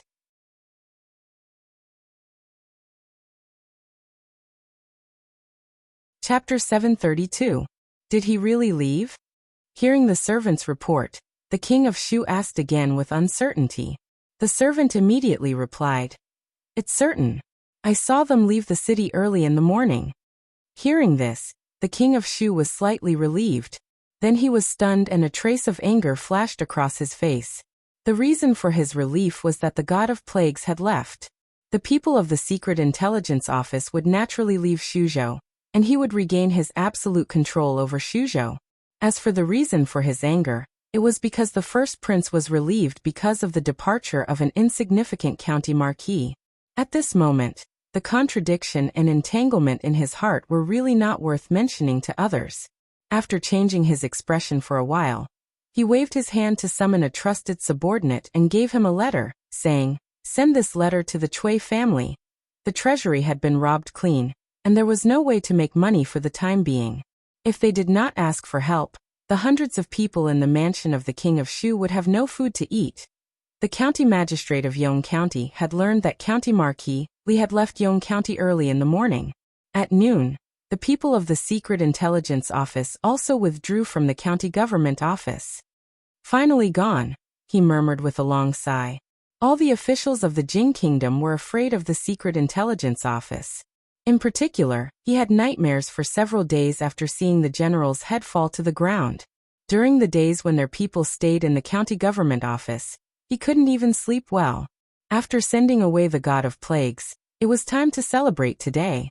Looking up, he saw the lieutenant of the River County coming out of the room with a ruddy face.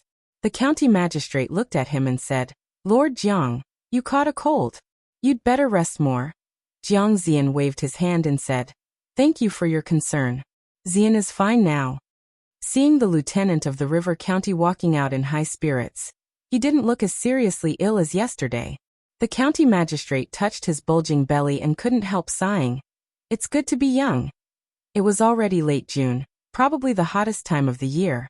A year ago, because of the unbearable heat in the capital, many people lost their lives. Later on, it became known as the worst summer in decades. This situation in the summer of this year had greatly improved. Firstly, it was raining a lot this year, so most of the weather was cool and not too hot. Secondly, even if it was really unbearably hot, they could spend a few copper coins and hide in the brothel for a whole day. The cool breeze from the ice mirror was so comfortable that it could make people moan. Other than the fact that the weather was cooler than usual, for the commoners of the capital, this was a normal summer. The current situation was generally stable. Although there were disagreements with Qi and Zhao, it was limited to some minor skirmishes. Under the deterrence of Tian Fa, a larger-scale war had not broken out yet. As for the affairs of the imperial court, it was not something that ordinary people could worry about. They only heard that the current emperor was ill and the imperial court had not been convened for 2 months. Fortunately, there were 2 prime ministers who were conscientious and conscientious. Everything in the country was running in an orderly manner as usual. Of course, there were also some things that were different from the past. From time to time, there would be new plays in the brothel, which were talked about enthusiastically by the common people. Nowadays, the brothel had become a place for ordinary people to spend their leisure time. More and more people had developed the habit of going there to listen to plays and music after a hard day's work to relax. Moreover, there was the policy that was closely related to them. Women were only allowed to marry after the age of 16. This rule had been written into the law. Not only in the capital, but also in the neighboring counties, it had begun to be implemented. No one would worry about the waste of food if their daughters were raised at home for 3 years. They were eager to have more daughters, because as long as they reached the age of 13, they could be sent to the eldest princess's workshop. A month's salary would be more than enough to feed the whole family. The commoners remembered the princess's kindness, and the officials and nobles did not dare to look down on her. The women's college had been open for more than a few months. Many of the girls and their families who were of the right age were studying there.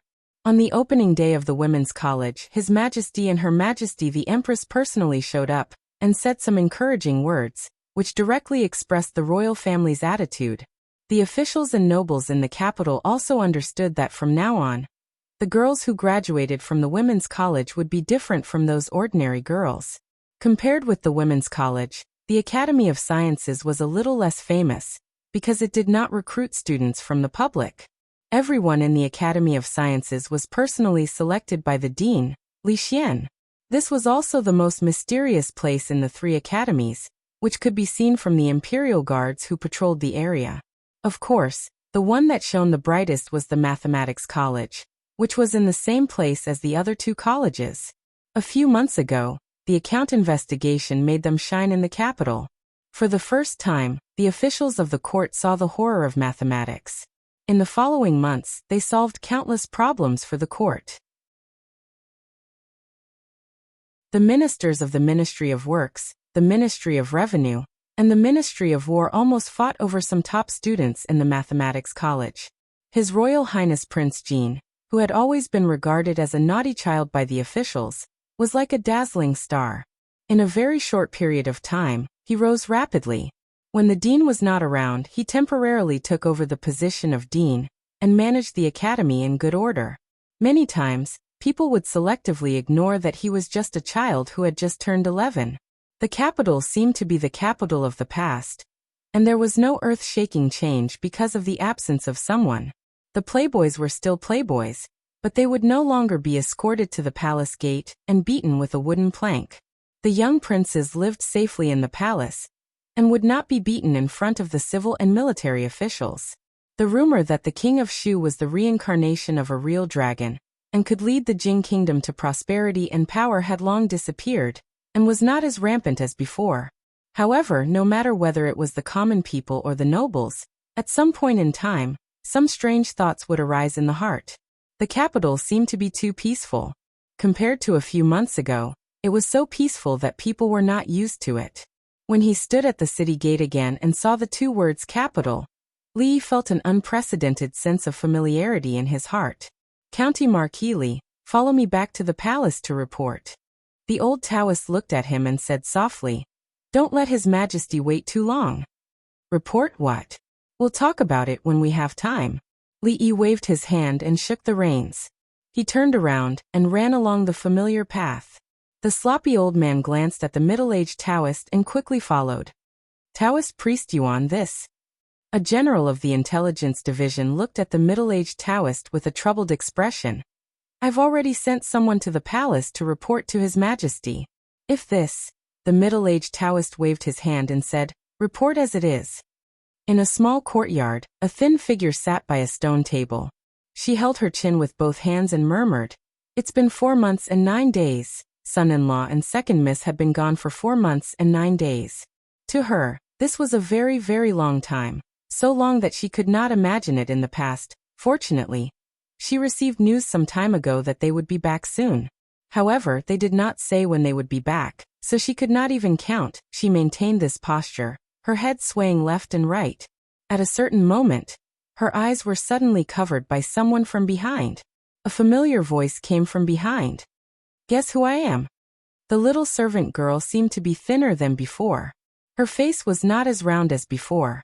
He still liked Xiao Huan, who had an oval face and some baby fat. In the following days he must feed her back. Then he felt a warm feeling on his palm.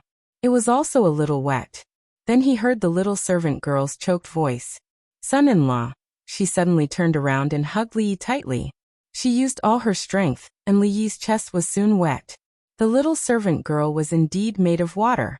Li Yi gently patted her head. When he turned around, a figure walked out of the room. The moment their eyes met, time seemed to freeze for a moment. Li Yi looked at the beautiful woman who was smiling at him and said softly, I'm back.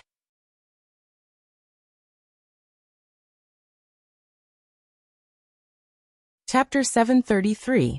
The closer they got to the capital, the stronger Li Yi's desire to return home became. They changed horses over and over again, almost to the point of traveling day and night. As a result, even the messenger from the secret intelligence office wasn't much faster than them. At this moment, the news of his return to the capital should have just reached the imperial palace. They hadn't seen each other for nearly 5 months, but Rui hadn't changed much. She was just a little pregnant. Li Yi walked over and hugged her gently. Then he bent over and put his ear on her belly. He seemed to be able to feel the rhythm of another breath of life. He had lived 2 lives and experienced many things, but this was the first time he had experienced such a feeling. Rui reached out and touched his face. She said softly, husband. Both of them seemed to have thousands of words in their hearts, but when they spoke, they were only a few simple words or a form of address. However, the emotions they wanted to express were all contained in them. The young servant girl held the second young mistress's hand and looked at the 2 figures at the door. There was an almost dazed smile on her face, and her entire heart was filled with joy. How nice, she thought to herself. Even if what Li Yi wanted to do the most at this moment was to hold Rui's hand, even if he didn't say anything and just looked at her, the news of his return had already spread. When the matriarch walked in while wiping away her tears, he still had to go over and comfort her. It's good that you're back, it's good that you're back. The matriarch of the Li family had been through a lot and quickly calmed down. She patted his hand and said, it's good that you're back. Then, as if she had thought of something, she walked over and held Rui's hand. She said, now you can be at ease. Let's move to the city in the next few months so that we can take care of each other. Seeing that the matriarch was looking at him with a strange expression after wiping away her tears, Li Yi was startled and quickly realized what she meant. Was she guarding against him? No matter how much of a beast he wasn't that much of a beast. Naturally, he couldn't let Rui leave, but it was necessary for them to move to the city. The main reason was that it was convenient. The capital city was not just noisy. She bought a garden with verdant hills and clear waters, so that she could rest in peace and nurture the fetus. It was also convenient for the whole family to live there. After sending off the old madam with great difficulty, Xiao Huan had already run over and asked about what had happened in the past few months. Rui sat at the side and listened. Thus, the story unfolded with a heroine with a sword fighting the evil Taoist nun and rescuing the hero. In a small courtyard at the side, the sloppy old man looked at the old man lying on the rocking chair and said respectfully, "Senior, I've brought him back." The antidote. The old man casually tossed a porcelain bottle over, and the sloppy old man revealed an excited expression. He impatiently opened the bottle and swallowed the pill inside. Grind it into powder and add it to the bathtub. Soak it in the bathtub for 2 hours, and the poison will be detoxified. The old man's voice sounded slowly. The joy on the sloppy old man's face froze. After being stunned for a moment, his face instantly turned pale. As his expression changed drastically, he slapped his back and spat out the pill. Seeing the stain on the ground, although his stomach churned, he let out a long sigh of relief in his heart. On the rocking chair, the old man stretched and said, "If it's taken orally, it's also possible. The effect will be better." The sloppy old man's expression froze again. After a moment, he lowered his head to look at the ground. When Changda's stiff and expressionless old face came into Li Yi's sight, he knew that he would have to wait until nightfall to tell Xiao Huan and Ruri how he and Lu Er Xiaojia were on the street, with 2 watermelon knives in their hands, facing dozens of villains and slaughtered their way in and out. "His Majesty summons you." Although Changda's voice was cold, there was a different expression on his face. "Let's go." The old emperor could not be avoided. Moreover, Li Yi also planned to enter the palace to see his Yongning, Shaning, and the eldest princess. After such a long time, did they miss him? When he walked out of the door, he saw the sloppy old man coming out from another yard and following him. Changda's eyes narrowed and he looked at him a few more times. Li Yi looked at him and asked, "Su, do you have something to do?" The sloppy old man nodded and said, "I'm going out to buy something. Let's go together." Li Yi looked at him and said, "What do you want to buy? I'll bring it for you when I come back." The sloppy old man looked back and said, "No need. Let's go together." Although Lao Chang was there and nothing would go wrong on the way this time, and Lao Chang could send him back at the worst, it was not a bad thing to have another guru by his side. If Lao Chang wanted to follow him, then let him follow. Along the way, they did not notice any changes in the capital. The sloppy old man got off the car at the gate of the palace. After a few months, Li Yi stepped into the palace gate again. Li Yi looked at Chang in front of him and said, "Chang, we haven't seen each other for a few months. Even if you're not happy to see me again, you don't have to keep a straight face, do you?" Changda looked back at him and said lightly, "We haven't seen each other for a few months. County Marquis Li has made great progress." The foresight of a grandmaster was indeed sharp. To be able to receive such an evaluation from Lao Chang, Li Yi felt that he had the ability to try his luck in the heavenly list. If he were to encounter that white tiger envoy with the surname Fang again, he might not be at a disadvantage. In front of a certain palace, the sound of chattering could be heard. A few figures were chasing each other, laughing and playing. As he passed by, Li Yi saw a small figure running towards him from afar. A smile appeared on his face. He bent down and hugged her, lifting her up high. Then he touched his nose and asked, "Did you miss me?" Although Yongning did not say anything, she hurriedly took out a handful of candies from her bag, peeled them, and put them in Li Yi's mouth. Li Yi could not help but give her a kiss on her tender little face. At the same time, another figure also rushed over. "Sir." The proud Lolita, who was over 12 years old, was like a child who would never grow up. After she flew over, she hung on him like an octopus. This posture was really indecent, so Li Yi could only hug Yongning with one hand and Yongning with the other. Fortunately, he was no longer the weak scholar at the beginning. Otherwise, his 2 arms would not be able to bear such a posture. It was too unscrupulous to hold 2 princesses and wander around the palace like this. After the initial excitement, the proud Lolita finally reacted and jumped down with a red face. However, she still held on to Li Yi's hand and did not let go. Sir's return meant that she could leave the palace to play again.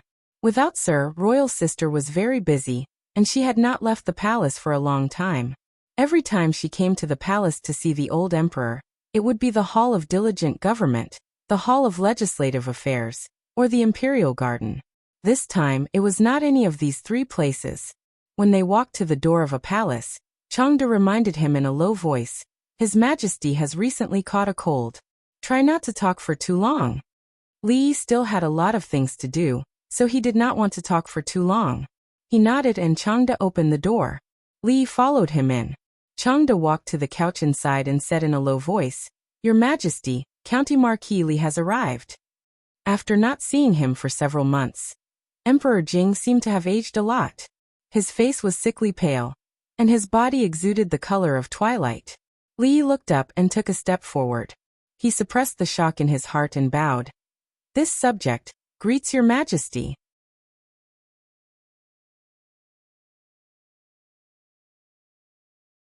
Chapter 734. When he saw Emperor Jing lying on the bed, Li Yi once again realized that this wise monarch seemed to be reaching the end of his life. The morning court session had stopped for almost 2 months. For Emperor Jing, who had never stopped this rule for more than 10 years, he would not do this unless he was at the end of his life. "You're back." Emperor Jing leaned on the bed and looked at something in his hand. When he looked at Li Yi, a smile appeared on his face. Li Yi nodded and said, "You're back." Emperor Jing got off the bed and looked up at him. Because of the implementation of the debit and credit law, the court has been arguing endlessly for more than a month. Countless officials of the Qi Kingdom are in a mess because of this matter. It can be said that the whole court is in chaos. The first prince of the Qi Kingdom proposed the law of discussing the silver of punishment. Someone pretended to be the imperial censor and the prince's personal guard. They took away 600,000 taels of silver from Bingzhou in the name of discussing the silver of punishment and disappeared. The people of the Qi Kingdom are very resentful about the silver of punishment. Within a month, about 50,000 people in 3 places have revolted out of anger. Emperor Jing looked at Li Yi and said slowly, "Should I let you stay in the Qi Kingdom for a longer time? It is also a blessing for the Jing Kingdom. If you stay for 8 or 10 years, the Qi Kingdom may perish by itself." Li Yi was stunned and shook his head. "What are you talking about, Your Majesty? I don't understand." He really didn't know about the uprising. Even if there was an uprising, it had nothing to do with him. He couldn't take the blame for everything. The people of the Qi Kingdom revolted because of such a trivial matter. Their hearts were really fragile. "It's good that you are safe." Emperor Jing waved his hand and didn't care. He said, "For the next few days, you should rest at home. Put other things aside for the time being." The other things he mentioned were naturally the affairs of the academy. In fact, there was also the Academy of Sciences. A few months was enough for him to understand that between the 2 academies, perhaps the latter was more important. No matter which one it was, Li Yi would be able to play an important role. Even if the old emperor didn't mention it, Li Yi would have mentioned it anyway. Rui was pregnant, and he had been away from home for nearly 5 months. He was really not a responsible husband. In the future, he naturally had to make up for it. How could he have the mood to care about other trivial things? No matter what, he had to take 2 years of paternity leave first. As for the academy, Li Han, that little fellow, was managing it pretty well. It was good enough for him to be the Grand Dean. Opportunities had to be left to these young people. While Li Yi was thinking about these things, Jingdi's gaze was always on him. The fact that Li Yi was abducted was indeed far beyond his expectations. However, even though he was abducted, he was still able to stir up such a great storm in the Qi Kingdom, stirring up the imperial court, and forcing the people of several lands in the Qi Kingdom to rebel. This indirectly eased the friction between the 2 kingdoms. Because they had to divide their energy to deal with the internal strife in the Qi Kingdom. It wasn't that he didn't think about the matter of discussing the silver of guilt. He weighed the pros and cons in his heart, but in the end, it was rejected by Li Yi. At that time, in his heart, there was a slight doubt about the seriousness of this matter. However, after learning the news from the Qi Kingdom, The trace of doubt in his heart disappeared completely. Although Li usually didn't reveal his talents, his vision and judgment were rarely wrong. The only thing that had never changed was his lazy personality, which made people feel helpless from the beginning. A strange sound came from the hall, interrupting Jingdi's thoughts. He looked at Li Yi again. Li Yi touched his belly awkwardly and said, "I came out in a hurry just now, so I didn't eat much today." Asked the catering company to prepare something and send it over. Jingdi looked at Changda and ordered, "It just so happens that I am a little hungry." Li Yi didn't have time to refuse. In fact, what he meant was, "Are you done? If you haven't finished, hurry up and say it. If you are done, I will go back to eat." There are still a lot of things waiting to be done, however, he couldn't say this. If he angered the old emperor to death, he couldn't beat Chang. The catering company moved very quickly. It was very likely that it had been prepared a long time ago. Jingdi usually ate light food, and this time was naturally no exception. Li Yi wasn't proud of being able to eat with the emperor often. When Mississippi Lu was recuperating, they had been eating light food. It wasn't easy for them to come back, so they had to eat something, right? Moreover, this wasn't the only reason. There was another reason that he couldn't point out. The old emperor ate with relish alone, and Changda's old face relaxed a little as he looked at him. Li Yi raised his head to look at Changda.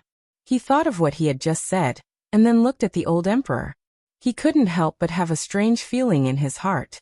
He had to accompany him to eat for the emperor to have an appetite. Was this an abnormal hobby that the old emperor had developed in Ningguangfu? As he was thinking, Jingdi raised his head to look at him and asked, "Why aren't you eating? Is the food not to your taste?" Li wanted to say something but stopped. He finally asked, "Has your majesty caught a cold these past 2 days? It's no longer a problem." Jingdi coughed lightly and said, "If it is not to your taste, Zhen will order the catering company to make something else." Li Yi had a difficult expression on his face. "Your majesty knows that this official's wife is pregnant and her body is weak. If this official also catches a cold..." Jingdi was very smart. Before Li Yi finished speaking, he understood what he meant. Then the expression on his face became a little dazed. Was he disdaining him? Disdaining the monarch of a country? Disdaining this matter that was regarded as a special honor by countless people? Even the 2 prime ministers in the court did not have the special honor of eating with him. Even if the ministers of the 6 departments received such an honor, they would most likely bathe and fast for 3 days, be deeply grateful, and kneel down to thank the emperor for his grace. But now, he was actually disdained by someone? Jingdi raised his head and saw his innocent face. His face darkened, and he waved his hand and said, "Get out of here immediately. Get out of here. Yes. This official takes his leave." Seeing Li Yi slip out like a rabbit, Changda looked at Jingdi and immediately said, "Your Majesty, please calm down. This old servant will catch the boy and bring him back." Jingdi waved his hand, and a smile appeared on his face again. He said, "Changda, what do you think this boy will be like when he becomes a father?" Changda was stunned, and the scene of him holding the 2 princesses appeared in his mind. He shook his head and did not answer, but he still felt that the child of County Marquis Li should be very happy. After walking out of a certain palace, Li Yi's face showed a relaxed expression again. His worry was not unreasonable. If he was really infected by the old emperor, where could he go to cry? The world was big, and Rui was the most important. Everything else had to stand aside. But not long after, his relaxed expression gradually disappeared, and a trace of worry appeared between his eyebrows. He did not know how long the old emperor's body could last. According to the current situation, it was really not optimistic. He had no energy to manage too many state affairs. After completely delegating power, what would the situation in the court be like? "I'm afraid I have to make plans early." When passing by a certain place in the palace, Li Yi habitually stopped. You should be faster. Can you afford to make a mistake? And you, what are you looking at? You have nothing to do, right? If you have nothing to do, go and wash the dishes over there. Hurry up, do you not have ears?" The manager of the catering hall was giving a lecture, and a group of people stood in a row in front of him. He enjoyed this feeling very much. In this small place, he was the absolute master. Since a certain day a few months ago, this feeling had become more and more intense. Every time he saw these people standing in front of him with their heads bowed and trembling, he would have an inexplicable sense of satisfaction in his heart. This sense of satisfaction was destroyed when several people in front of him raised their heads and looked behind him. "What are you looking at?" His face darkened. When he was about to give a lecture, he heard footsteps behind him. The manager looked back and saw a familiar figure coming in from outside. His whole body trembled, and something that he had built up with great difficulty in his heart was shattered. "Use the kitchen." After several months, the demonic voice once again rang in his ears. In the morning dew hall, the woman turned and moved, and the sword she whistled. With the eyesight of ordinary people, they could not even follow her movements. The white-haired old woman stood in the corridor, looked at the figure in front of her, and sighed slowly. A maid came over with a food box in her hand and said, "Nanny Rong, the catering hall sent food here." "Got it. You can leave now." The old woman took the food box, put it on the stone table beside her, and took out the food inside. She raised her head and said, "Princess, eat something first." Emingzu put away her sword, walked over, and said, "Leave it first. I don't have much appetite now." When she walked into the hall, a breeze blew, bringing some of the fragrance of the food. Emingzu stopped, turned her head, and walked straight to the stone table. Nanny Rong watched her pick up the golden fried rice with eggs, which was the princess's favorite food. However, in the past few months, she had never eaten the fried rice with eggs sent by the catering hall. Emingzu picked up the spoon and tasted a little bit. Suddenly, there was a glimmer of light in her beautiful eyes. Then she put down the spoon, raised one hand, and grabbed the arm that attacked her from behind. At the same time, she put down the plate of fried rice with eggs and leaned forward. Bang! Li Yi was pressed against the pillar outside the hall by her. The face that he had not seen for a long time, but was familiar to him, was so close that he could even see the slight tremble of her eyelashes. The Princess Royal Highness was still as domineering as before. She put one arm on his chest, and the two of them could even feel each other's breath. In this situation, Li Yi did not know if he should close his eyes to cooperate. Perhaps his second first kiss today would be taken away by her just like that.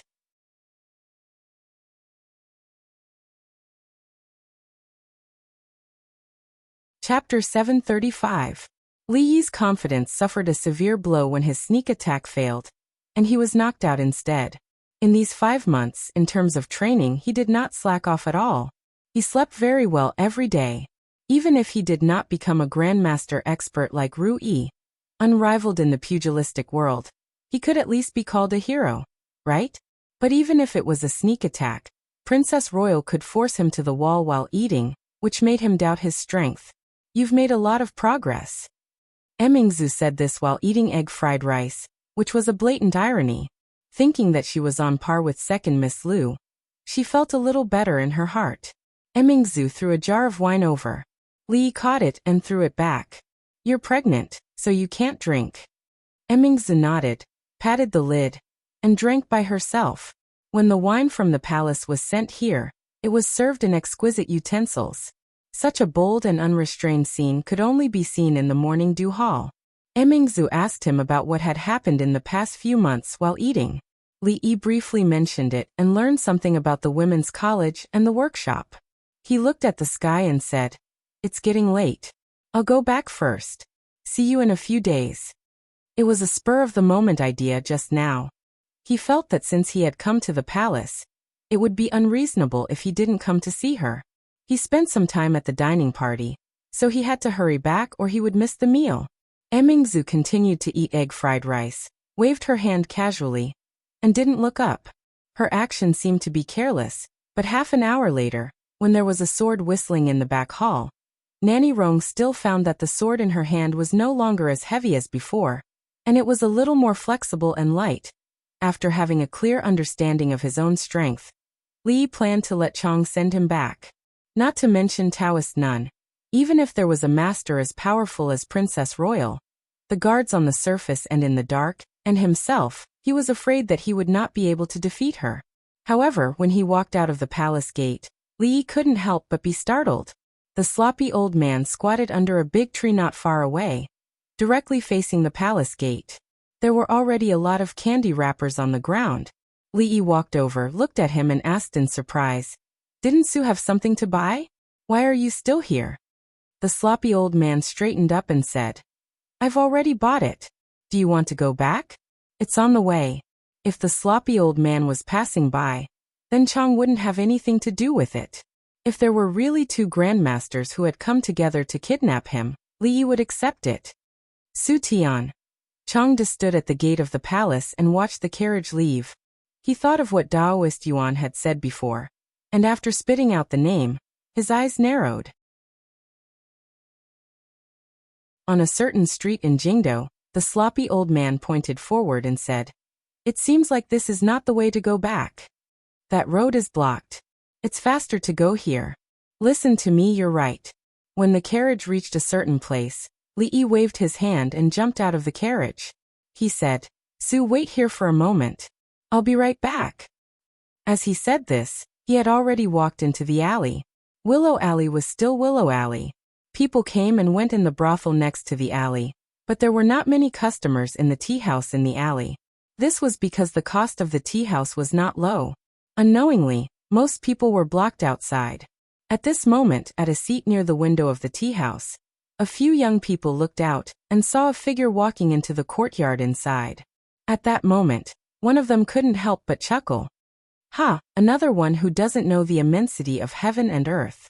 After everyone looked over, there were a few whispers among themselves. "I'm afraid he hasn't recognized himself yet. If it was so easy to see the goddess of Luoshui, why would we be sitting here drinking tea? Wait until he gets the cold shoulder a few times and comes to his senses. I'm afraid there will be another person here drinking tea." The few of them didn't hide the sarcasm and laughter on their faces. They, who had gotten the cold shoulder countless times, could already imagine the look on the servant girl's face when she came out. Li didn't notice the few people in the tea house watching him make a fool of himself. After standing outside for a long time, he raised his hand and knocked on the door. The sound of footsteps came from inside, but the door didn't open. Then, there was a clear and angry voice. "Miss is not here. Don't come again." Li Yi was startled. When did Xiao Chui, this servant girl, become so fierce? He knocked on the door again. The footsteps had already gone far away, but they soon came closer. The courtyard door opened with a creak, and Xiao Chui poked her head out. She said with a bit of anger, "How many times have I told you? Don't come here, miss." She originally had a straight face as if she was lecturing them. Halfway through her sentence, her eyes suddenly widened and her voice became softer. Then she rubbed her eyes in disbelief. After taking a closer look, she still didn't believe it, so she prepared to rub her eyes again. Li pulled her face. It was very elastic and full of collagen. After not seeing her for a few months, she was slightly fatter than before. It seemed that she had been eating well these days. He walked in by himself and asked, "Is Ruoqing and your miss here?" In the tea house opposite, the few young people who saw this scene all widened their eyes at the same time. He just pinched the servant girl's face? He just walked in like that? What right does he have? Voices of surprise and disbelief rang out. The sarcasm in the few people's hearts immediately turned into jealousy and anger. They had also visited countless times. Not only did they not see the Luoshui goddess, they didn't even step into the courtyard. What right did this newcomer have to go in and pinch the servant girl's face? Immediately, one of them stood up and angrily asked the few people outside the tea house, "Why didn't you stop him?" Although he was still a little afraid of those people, the anger in his heart took the upper hand at this moment. At the entrance of the tea house, a man who sat there every day drinking tea asked in surprise, "Did I see wrongly?" One of his companions said, "I saw it too. It should be right." As the two of them suppressed the shock in their hearts, they saw the young man walking over and questioning them loudly. He raised his head and glanced at him. "Scram. If you don't scram, I'll break your legs." It was obvious that he had suffered a lot from these people. The young man retracted his head and left dejectedly. Xiao Chui came back to her senses. After closing the door, she immediately ran over and exclaimed in surprise, "Li, you're back." Li nodded and asked, "Where are Miss Ruoqing and your Miss?" "Sister Ruoqing and Miss left early in the morning. I don't know when they will be back." Xiao Chui looked at him and added, "They really aren't here this time. Li, sit here for a while. I'll go pour you some tea." Seeing Xiao Chui run off quickly, Li Yi did not sit down at the stone table. Instead, he walked towards the back. The door to the art room was unlatched. He pushed the door open and walked in. The furnishings inside were not too different from what he remembered. There were a few unfinished sketches of undergarments on the table. There were also many sketches hanging in the room. It was slightly messy. When he turned around to leave, he turned his head again and picked up a drawing on the table. Underneath it was also an unfinished drawing. It was a drawing of a young man bent over a table, painting. Li Yi stared at it for a long time before putting it back in its original position. Xiao Chui walked in with a cup of tea and said, "Miss and Sister Ruoqing might have gone to a brothel. I don't know where they went, and when they will be back." "It's fine." Li Yi took the teacup and walked out of the art room. After taking a sip, he placed it on the stone table in the courtyard. His gaze looked around. Not long after, he turned back and smiled at Xiao Chui, saying, "When they come back, remember to tell me. I'll be leaving first." Li Yi walked out of the door, passed through Willow Lane and got on the carriage. The sloppy old man glanced at him and said, "I just went over to take a look. That road is not blocked." Li Yi put down the curtain and said, "It's been blocked."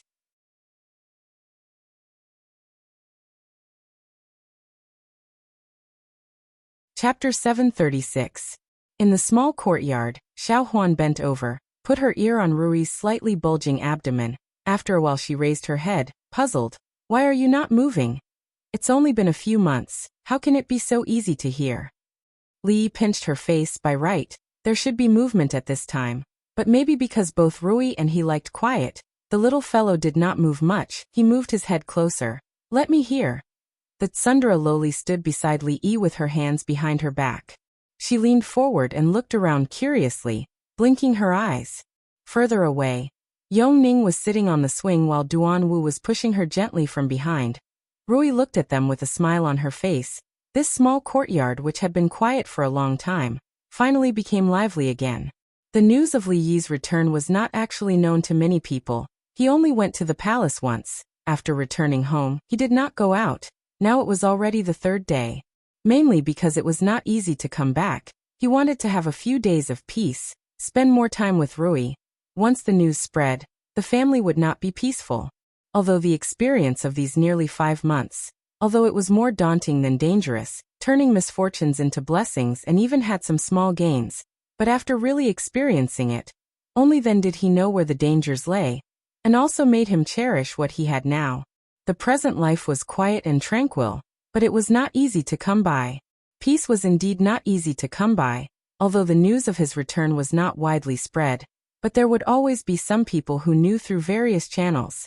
Li Xian barged in with a black face, looked at him, said angrily, "You have been back for 3 days, and you did not tell me. If not for Emming's mentioning it today, I still do not know about it." It was Li Yi's decision not to tell him for the time being. This fellow never thought of him when there were good things, but he could not forget troublesome things. If he wanted to live a leisurely life, he must avoid him. His dark face was obviously just an act. Li Xian had always been heartless, and his eyes were only filled with those strange things. The next second, an unconcealable joy appeared on his face, and he said, "Let's go out and have a drink to celebrate. Let's go to the Jade Courtyard, the old place." Fong, on the other hand, nodded his head fiercely, seemingly agreeing with this suggestion. Li Yi waved his hand and said, "I won't be going to the Jade Field Courtyard. Since you're already here, stay for a meal." Li Xian asked, "Do you cook?" Li Yi nodded.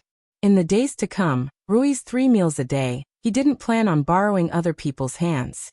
Li Xian nodded and said, "Then I won't be polite this time." Li Yi thought, "When have you ever been polite?" But he saw Li Xian slightly turn sideways, pointed to a person behind him and said, "Let me introduce, this is Shin Shu." Don't be fooled by his effeminate appearance, he is very capable. You'll know when you come to the Academy of Science in the future. County Marquis. The young man behind Li Xian stepped forward and cupped his hands in salute. Li Yi casually returned the salute. Brother Shen, you're welcome. Li Yi rarely saw Li Xian being so enthusiastic to someone. It seemed that this Shen Shu should have some ability, so he couldn't help but look at him a few more times. Her skin was indeed soft and tender, and she looked effeminate. He only took a few more glances before shifting his gaze away. How is the princess's health? Li Xian waved his hand and said, She lives in the palace, and it's very good. There are several imperial doctors around her. Even if I want to see her, I have to get the concubine's permission. As he spoke, he suddenly thought of something and looked at Li Yi with a different gaze. Actually, I have an idea. Li Yi waved his hand and said, If it's about the Academy of Science, don't tell me first. We won't talk about these things for now. No, Li Xian shook his head quickly and said, Qiner was pregnant at about the same time as your wife, so she should be giving birth at about the same time. Based on the relationship between our two families, why don't we just marry each other? Before Li Yi agreed, he immediately said, If it's a boy or a girl, let them be sworn brothers and support each other in the future. If it's a boy and a girl, let's marry each other. What do you think? No. Li Yi was resolute. Of course, he wouldn't agree on this matter. It would be fine if his family gave birth to a son. Although Li Xian was unreliable, he did have the looks of a decent man. His wife's beauty was also 1 in 1,000. Based on their genes, the daughter they gave birth to would not be too bad. It would be perfect for his son. But if it was the other way around and the boy from Li Xian's family wanted to harm his daughter, in his dreams, Li Xian's face was full of surprise. Why? Don't worry about the children. An arranged marriage is not a good idea. Li Yi glanced at him and said, For the sake of a marriage, I wonder who was the one who drank himself into a stupor in Qing and Fu. Shen Shu, who was at the side, looked at Li Xian with some surprise. It seemed that he had not expected him to have such a past. An awkward expression appeared on Li Xian's face. He hurriedly said, Aren't we doing quite well now? Although he said this, there was not much confidence in his voice. It was clear that those days in the past were still fresh in his mind. Li Yi stood up, dusted his hands and walked towards the kitchen. What Li Xian had said just now had its merits. It was fine to become sworn brothers, but as for the good of the Qin Jin, that would depend on fate. In his previous life, he did not have a deep understanding of how scary an arranged marriage was. But now he hated it with all his heart. For Li Xian and the heir's consort to have a happy ending, there were some coincidental factors involved. However, what happened to him involved the grudges between 2 generations. Even now he still couldn't let go of it. That matter had become a dead knot. Li Xian freeloaded this meal without any pressure. During the meal, he talked about some of the problems that the Academy of Sciences was currently facing. Li only gave him pointers where necessary. For Li Xian, the process of exploration and discovery was what gave him a sense of satisfaction. Don't tell anyone that I'm back for the time being. Before Li Xian left, Li Yi reminded him again. Although there were still many things to do, Li Yi did not want to be disturbed by other things at the moment. Li Xian waved his hand to indicate that he understood. Walking out of the courtyard, he habitually put his arm around Shen Shu's shoulder and said with a smile, This guy is like this. When you go back, remember not to tell anyone.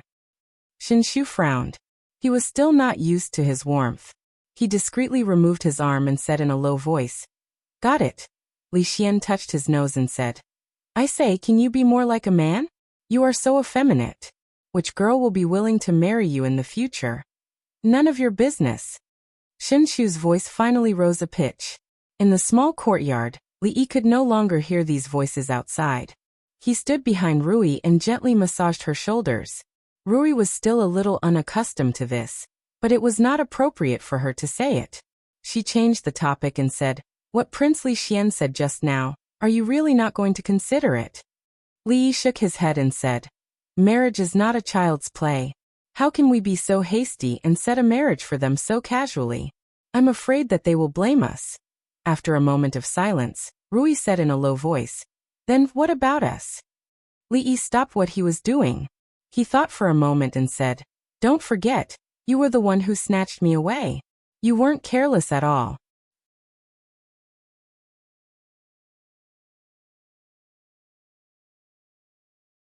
Chapter 737. When a woman was pregnant, her emotions would inevitably become more sensitive. Li did not feel any obvious difference from Ru-yi, but that did not mean that he could be as carefree as usual. Usually when it came to dealing with small emotions, he would still take it seriously.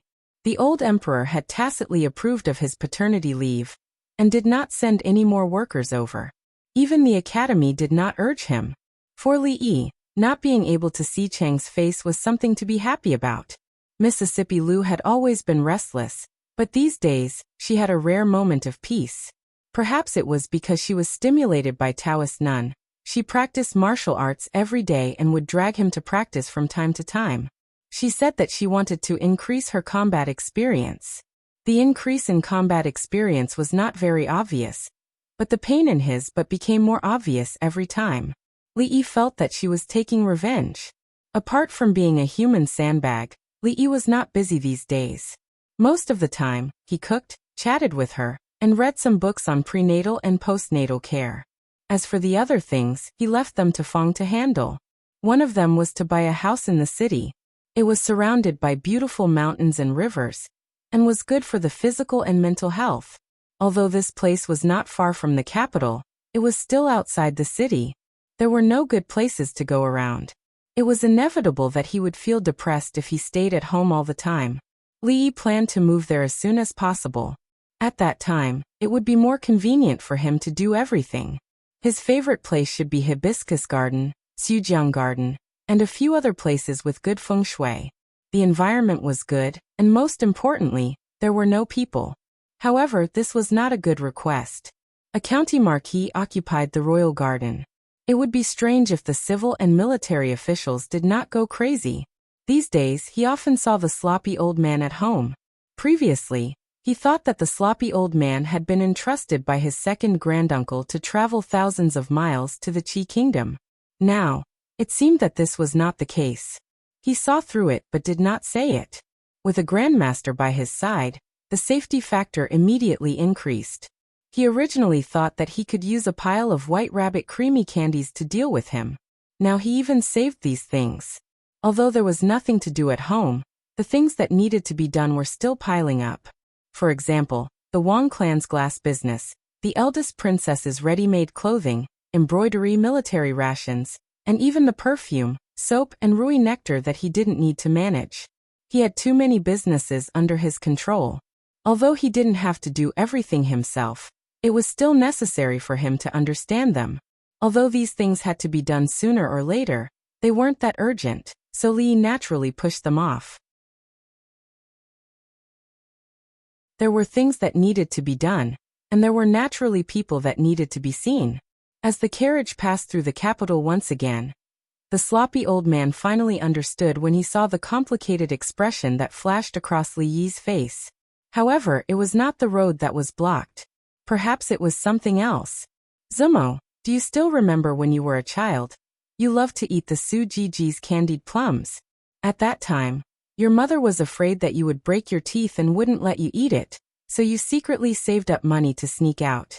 You were almost caught by a trafficker, and the whole family was scared out of their wits. In a small courtyard deep in Willow Lane, a middle-aged man in a blue robe stood there with a smile on his face. He said, "A few days ago, I had been looking for that shop. I ran all over the capital, but couldn't find it. Only yesterday did I find out that it was the Su Ji, but it later changed its name." He placed a paper bag on the stone table, opened it, and said, "It's on Xingping Street. It's now called Fuji. When I came just now, I bought some along the way. Try it and see if it tastes the same as before." Zheng Zumo looked at the paper bag on the table and the candied fruits inside. A trace of confusion appeared on her face, mixed with some memories from so long ago that she couldn't remember them at all. How long ago was that? 11 years, 12 years, or 13 years? At that time, her mother was very strict with her. Being able to eat Suji's candied plums was probably the happiest thing in her life. However, this small wish was actually not very likely to come true. At that time, although her father's official position was not high, he was very strict. Even though the candied plums from the Suji Worldwide Commerce were not worth much, if she really wanted to eat them to her heart's content, second uncle would secretly buy them for her, and she would eat them under the blanket at night. At that time, she and her second uncle were not like this. However, things in this world could never return to yesterday, let alone 13 years ago. Seeing that she was unmoved, the middle-aged man's eyes dimmed slightly, but he concealed it well and said, "Tomorrow is the Zeng family's banquet. I have a lot of things to do tomorrow." Zeng Shichen was taken aback. He shook his head and said, "It doesn't matter. There will be more opportunities in the future." He looked at the sky and said, "Second uncle still has work to do, so I'll leave first. I'll come see you tomorrow." Only when the middle-aged man turned to leave did Zeng Zimo look up. A hint of pain flashed through the depths of her eyes. "It's all in the past." Wan Ruoqing walked out of the house and looked at her with some heartache. She placed her hand on her shoulder and said softly. Some long-sealed memories emerged from her mind. Zeng Zimo bit her lip, and her face was a little pale. She held Wan Ruoqing's hand tightly and nodded. "It's all in the past." Li walked to the door of the small courtyard. He estimated that Ruoqing and Zeng Zimo should not be there at this time. After hesitating for a moment, he still planned to knock on the door. The courtyard door opened from the inside, and a middle-aged man in a blue robe walked out from inside. Li Yi's movement paused slightly. The assistant minister of the Ministry of Revenue, Zeng Shichen. Why was he here? When Zeng Shichen walked out of the courtyard, he probably thought that the young man outside the courtyard door was some kind of crazy bees and butterflies. These kinds of people had appeared frequently recently, and he had encountered them countless times. His gaze did not even linger on the man's face, and he simply brushed past him. However, after taking 2 steps, he seemed to think of something and turned back abruptly.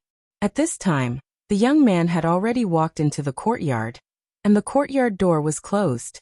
Zeng Shichen froze in place, and then a trace of surprise appeared on his face. Crazy bees and butterflies? If it was just crazy bees and butterflies, it was impossible to enter this courtyard. That person just now, was it him? Li walked into the courtyard, closed the door, and walked inside. When he was still thinking about why he would meet the right assistant minister of the Ministry of Revenue here. If he remembered correctly, the other seemed to belong to the Cui family, and was a firm supporter of the King of Shu. Although there was no direct confrontation with him in the court, this person's status in the King of Shu's faction was not low, and he still had this impression. What puzzled him was that without the permission of the two, it was impossible for outsiders to enter this courtyard, and Zeng Shichen was alone. For the time being, he could not figure out these things. Thinking that Xiao Cui should know something, Li passed through the moon door and saw a figure sitting at the stone table in front of him. He said, "Xiao Zimo." Xiao Cui said these 2 words halfway, before realizing that the person sitting there was Miss Zeng. Her brain was a bit short-circuited, and she suddenly changed her words, sounding like Xiao Zimo. Zeng Zimo and Wan Ruoqing raised their heads at the same time, and the atmosphere in the courtyard began to become a bit awkward. After Li Yi's footsteps stopped, he showed a smile that he thought was brilliant, and waved his hand saying, "You are all here, what a coincidence."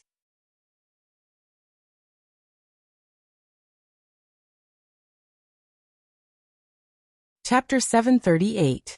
When they looked up, the 2 women were startled for a moment. Then joy quickly appeared on their faces. Xiao Cui had said that he had returned to the capital, but they had missed him a few days ago. In fact, they had not gone out these days. The joy on Zeng Zimo's face was quickly concealed. Wan Ruoqing quickly took a few steps forward and then paused. Although she was excited, her voice turned into calmness. Xiao Cui said before that she thought you would come over in a few days. Li nodded. Without any courtesy or awkwardness, he nodded and said, "I've been delayed by some matters these few days." Wan Ruoqing looked at him and asked with a smile, "How is Madame Li?" Neither of them noticed that Zeng Zimo's body trembled slightly when she heard this. She looked at Li Yi and then quickly looked away. "She is fine." Li looked back and asked, "Was the one who went out just now Assistant Minister Zeng of the Ministry of Revenue?"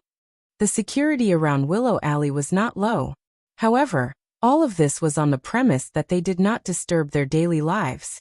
Those ignorant playboys or those with ulterior motives could not even get close to the gate.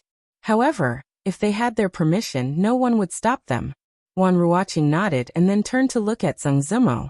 Zheng Zimo had already stood up and walked over.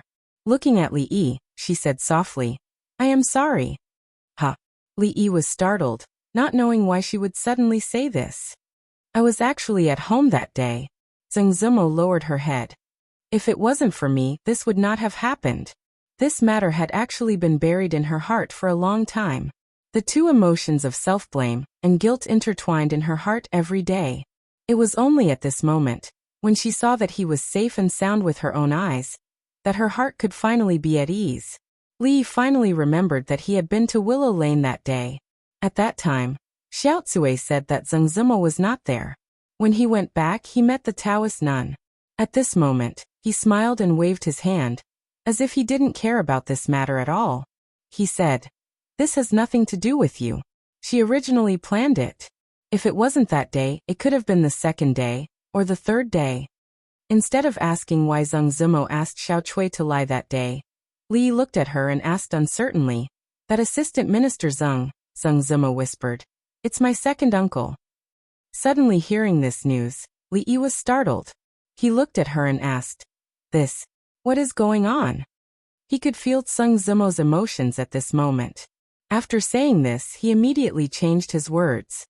"If it's not convenient, it's not inconvenient." Zheng Zimo shook her head. "It's all in the past." She walked towards the door. "I'm about to go to the shop. Let's talk on the way." Li really didn't expect that she actually had such a story. More than a decade ago, the Zheng family was not very prominent, but in the capital city, it was also regarded as a rich family. Of course, the Zheng family at that time was not the Zheng family now. Zheng Zimo's father seemed to be a small official in the Ministry of Revenue. Later, because of a mistake in an important matter, he was involved in the struggle in the court, and was pushed to the teeth of the storm. As a result, the direct line of the Zheng family suffered a heavy blow.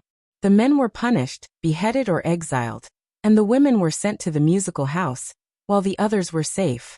Later, the second branch of the Zheng family got in touch with the Cui family, so the Zheng family recovered. Zheng Shichen was even promoted to the assistant minister of the Ministry of Revenue. In fact, today's Zheng family was more prominent than 10 years ago. As a direct line of the Zheng family, Zheng Zimo was implicated at a very young age. After several twists and turns, she moved to the musical house, the Jade Courtyard, and then redeemed herself and came to the capital city. She had never mentioned these things before, so it was the first time for Li to know. Li looked at her and asked, "Are there any family members in the musical house now?" Zheng Zimo shook her head and said, "My mother had committed suicide before they came to confiscate our house.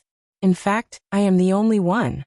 Li had heard about what happened in the musical house and the brothel, and then associated it with her decisive and almost stubborn character. He could roughly imagine how she grew up step by step from the daughter of an official to become what she was now. How many hardships and sufferings she had suffered. Even if he had lived two lives, he could not understand it at all. Thinking of these things, he inexplicably felt a little sad in his heart. Zheng Zimo inadvertently raised her head, and happened to catch a certain expression on his face. Li Yi's heart sank. He was worried that with her character, she might regard this as pity, so he hurriedly explained. Don't. Seeing his nervous look, Zheng Zimo smiled, and a trace of warmth surged in her heart. She asked, "What about you? Where have you been these months?" Ruoqing, who had not spoken all the way, also turned to look at him. All the way to the west, first to Shuzhou, and then stayed in the Qi kingdom for 2 months. Li gave a brief account of his journey over the past few months. As for the dangerous parts, he naturally skipped over them in a single sentence. Even so, the two women heard something different from his words. They clenched their fists in their sleeves, but did not show the slightest emotion on their faces. A few steps behind him, the shock on the face of the sloppy old man had never faded. At this moment, he finally understood why that shortcut was always blocked. Li did not say much on this topic. When passing by a clothing store, he cleverly changed the topic. In terms of clothing, the capital city had undoubtedly set the trend for the Jing kingdom, and even the surrounding countries. The dazzling array of clothing had caused the eyes of the women to be dazzled. As for undergarments, most of the women had already accepted them. Although there were still some conservative women who still resisted, they could no longer affect the vigorous reform of undergarments. The brothel had not changed much. In fact, the operating model had matured, and the number of brothels in the capital had long reached saturation. In these months, in addition to expanding to more distant states and counties, they also took root in their respective places, and gradually became a daily thing for the people. Every midnight, Wan Ruoqing would vaguely remember that more than a year ago, when the brothel was about to close and everyone was worried about their livelihood, he broke into everyone's sight with a disdainful attitude. At first, he just wanted to live and survive in such a world. Later, he didn't have to worry about living, and he wanted to let the performers of Qing and Mansion live a better life. Later, it became what it was today. The magnificent picture that he had imagined at the beginning would probably be realized in the near future. Li estimated the time and said, "It's getting late. Let's find a place to eat first." "Why don't we go back and cook?" Wan Ruoqing suggested. Li pointed to the restaurant in front and said, "In a while we'll go to the shops and brothel in front to take a look. Let's make do here first." Wan Ruoqing nodded, and Zheng Zimo naturally had no objections. Ever since all kinds of new plays began to rise in the capital, whether it was the common people or the powerful officials, many people had developed the habit of listening to plays. Many restaurants in the capital had also undergone some changes. After entering the restaurant, the first thing they faced was a stage that was half the height of a person. On the stage, there were performers specially hired by the restaurant to perform for the guests to enjoy. In the lobby on the first floor, facing the stage, the tables were arranged in the shape of stars. The position on the second floor was better, and one could see the whole scene from a high place. Of course, the corresponding price was more expensive. When Li Yi and the two women walked into the restaurant, it should be mealtime, but there weren't many customers eating. From the outside, this should be a high-end restaurant. Ordinary people probably couldn't afford it, so it was normal for such a situation to occur. Soon, a waiter came to greet them. At this time, somewhere on the second floor, wine glasses were clinked, but they were not taken back. Seeing this, someone asked curiously, "Young Master Qin, what's wrong?"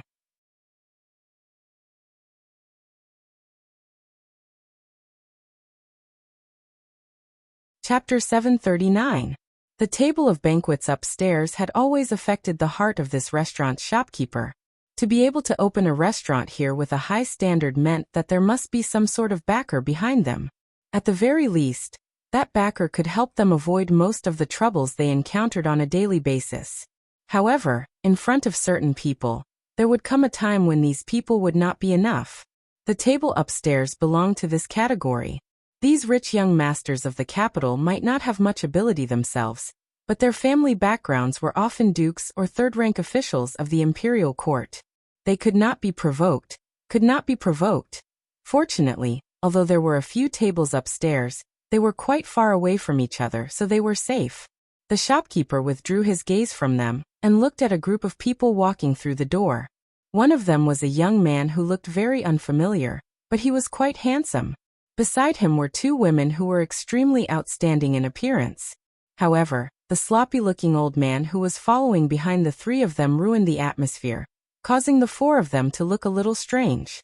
He called for a waiter to go over and wait for him. He no longer paid attention to them, and focused on moving the abacus in his hand. Speaking of which, this thing made by the academy was really useful. Using this thing called abacus to calculate accounts was much faster and more convenient than before. Young Master Qin, what's wrong?" At a table on the second floor, the young man carefully asked again. "Nothing." Qin Yu finally withdrew his hand and drank the wine in his cup in one gulp. His expression was calm as if nothing had happened. The young man turned his head and looked down. His gaze swept past a certain place and he was slightly startled. Then, he withdrew his gaze and thought of a certain rumor about this young Duke Qin. His heart immediately understood. He looked down again, and his heart suddenly became lively. "Young Master Qin, I'll take my leave for a moment. After another round of toasting, the young man stood up and said apologetically. Then he turned and walked down the stairs. Qin Yu's gaze moved slightly. He glanced down but did not stop him. Wei Liangjun was the son of a newly appointed assistant minister in the Ministry of Rights.